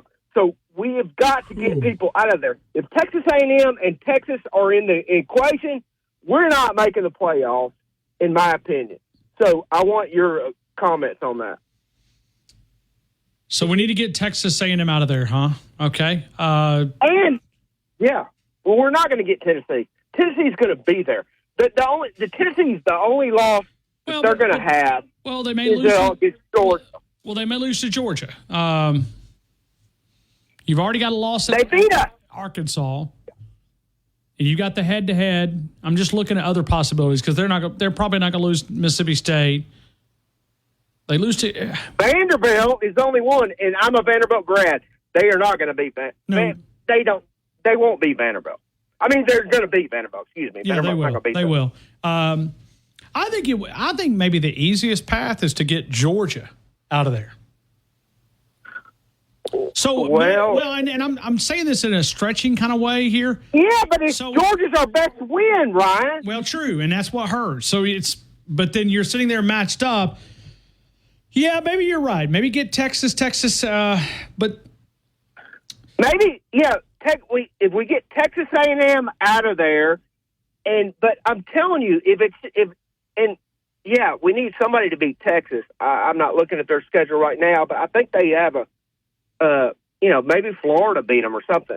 But I'm telling you, we are the third. Yeah, you've got Georgia's playing. All right, so maybe what you're doing is you're hoping Georgia smokes everybody and just has the one loss to Alabama. Yeah. Okay. Yeah, I mean it does kind of prop up your victory. Texas A&M. Anyway, they could struggle at South Carolina. Oh, South Carolina! Hopefully they're going to beat them. I mean, Ryan, we have got to cheer for South Carolina this weekend for sure. Corey Miller, we're with you, man. We're with you. We're with you in this game. So we need you guys to beat Texas A&M. They got New Mexico State, then they've got the Bugs, and then they got Texas. But as you said, they've already got one loss, but no losses in the league. And that's an issue, I think, too.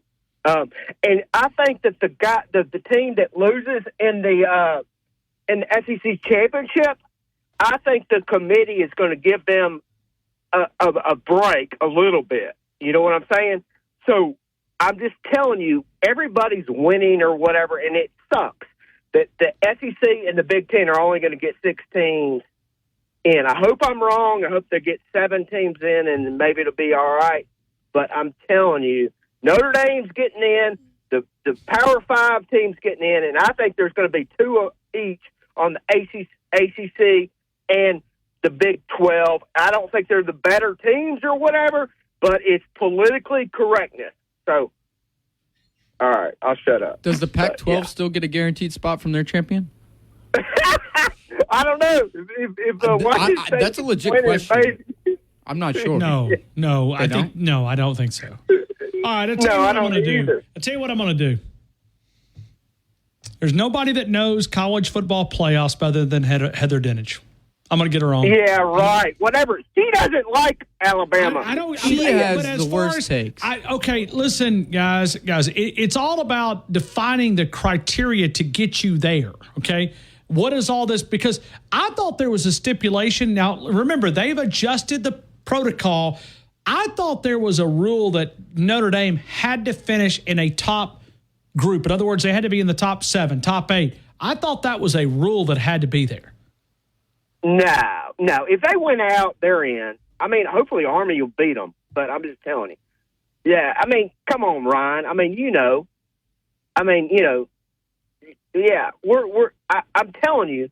But listen, I mean, if we look good, I think it will be okay. But listen, we're not getting in over Tennessee. Just like last year, Texas, we weren't getting over Texas.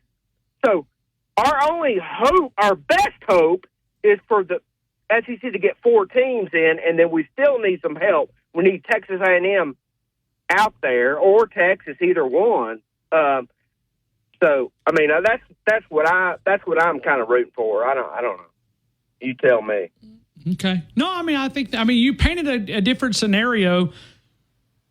I think A&M is the biggest player here in all of this. I do too, because you think about the 2 teams going to Atlanta. They're probably in. Yep. I mean, they're in. I know it. Yeah. So then you start kind of covering up.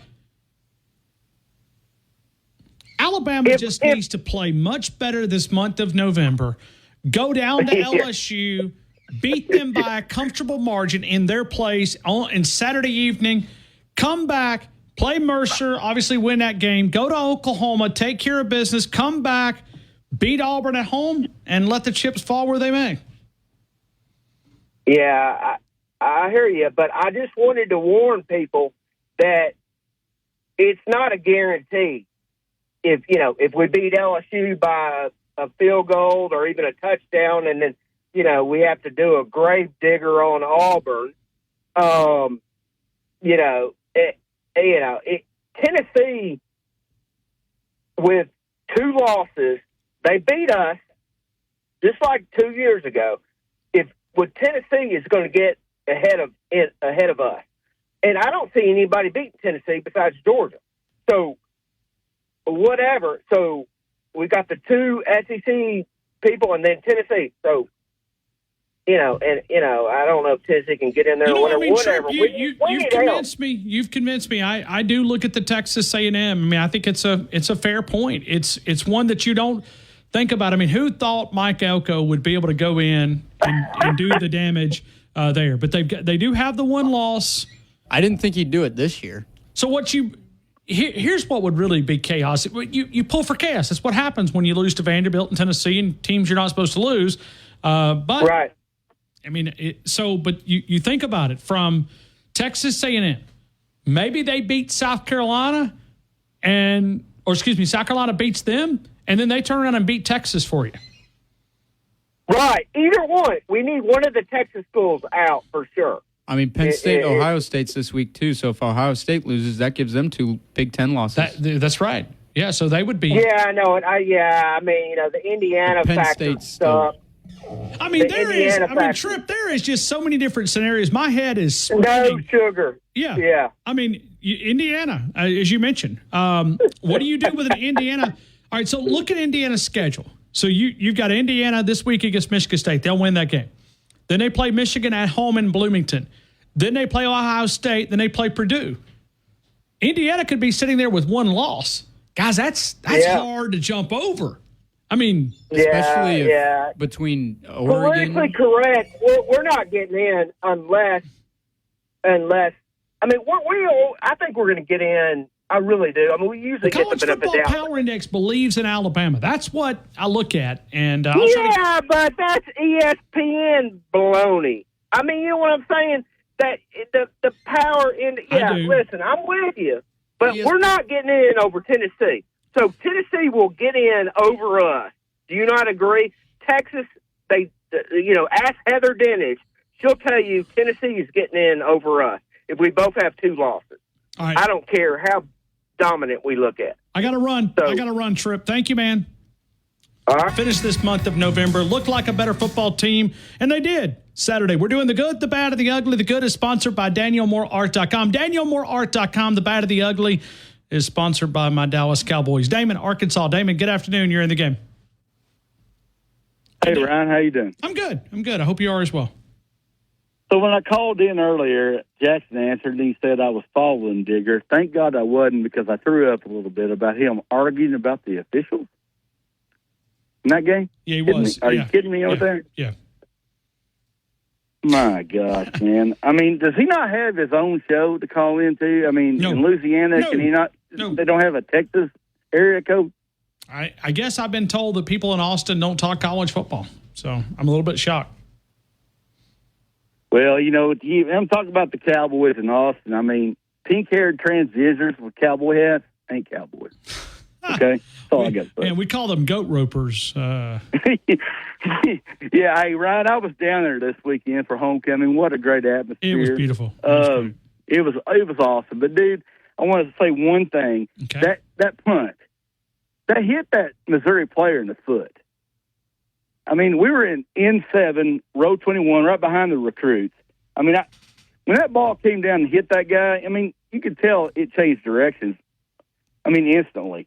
And we recovered. I mean, these officials, man, can we not pay these guys? I mean, how many billions of dollars does the SEC make? So, Think about it. I mean, that's the issue, is we need to demand better officials. It's across the board. So, I mean, we're in a little bit of a rut when you look at the quality officials. And it's not just, forget about it. Just pick out, okay, Alabama's off this weekend. Pick you a game and watch it and see how bad it is officiated. Oh, it's across Watch the board everywhere we game this go. week. That'll be a good one. Exactly. Tell officiating. Exactly. All right, Damon, we're just about out of time, man. I appreciate you as always. Well, I got to say one more thing. I'm sorry about your Cowboys, but how about our boy from San Francisco wearing the MAGA hat? You see that? No. Joey Bosa. Was it really? Post-game interview. Put it on. Oh, yeah. He crashed the interview. Absolutely. All right. And a big shout out to Malachi Moore. Malachi Moore played a heck of a game down there. He was counting players on that fourth down on the goal line, counting players. They called a timeout. They stopped them. Malachi Moore stepping up. He's been a leader. I love it. Thank you. No, me too. Thank you. Thank you. Let's go real quick. Let's go to Corey. Corey, let it rip. Go fast. Hey, Ryan, how you doing this afternoon? Good. Well, I'm giving my good, bad, and ugly. My good is the Alabama defense that played really well. My bad, the SEC officiating has just been atrocious all over the board. The ugly is having to see Auburn pick up a win. I mean, I hope they lose every game they play. And also, shout out to Malachi Moore from my hometown. I'm happy he's playing well. This is his last year, and hopefully he goes on to do great things in the NFL. Got it. All right, yep, me too. Thanks, Corey. Roll Tide. Good. Roll Tide, Ryan. Sorry, I'm out of time. Ellis, give me a Roll Tide and rock and roll. Roll Tide, Ryan Fallon. Roll Tide. Ellis, I just got one question for you, man. Do you? Yes, sir. Do you? Yes, sir. I believe. You do believe? Yes. I just got some things. I might have to call in early more because I got some things I want to talk about that I did over the weekend. Okay. Well, we start at 2 o'clock. I had fun. Yeah, more than welcome to. Ellis, I got to get out of here, man. Appreciate you. Roll Tide. Roll Tide. Big thanks to Jackson Across the Glass. Big thanks to you guys, Daniel Moore, for presenting the show on Mondays. Tuscaloosa Toyota powers the show every day, but we did a good, bad, and ugly. I remind you that we call this program The Game, and the only way you win a big game. The game of life is to walk daily with our Lord and Savior, Jesus Christ. Good night, T-Town.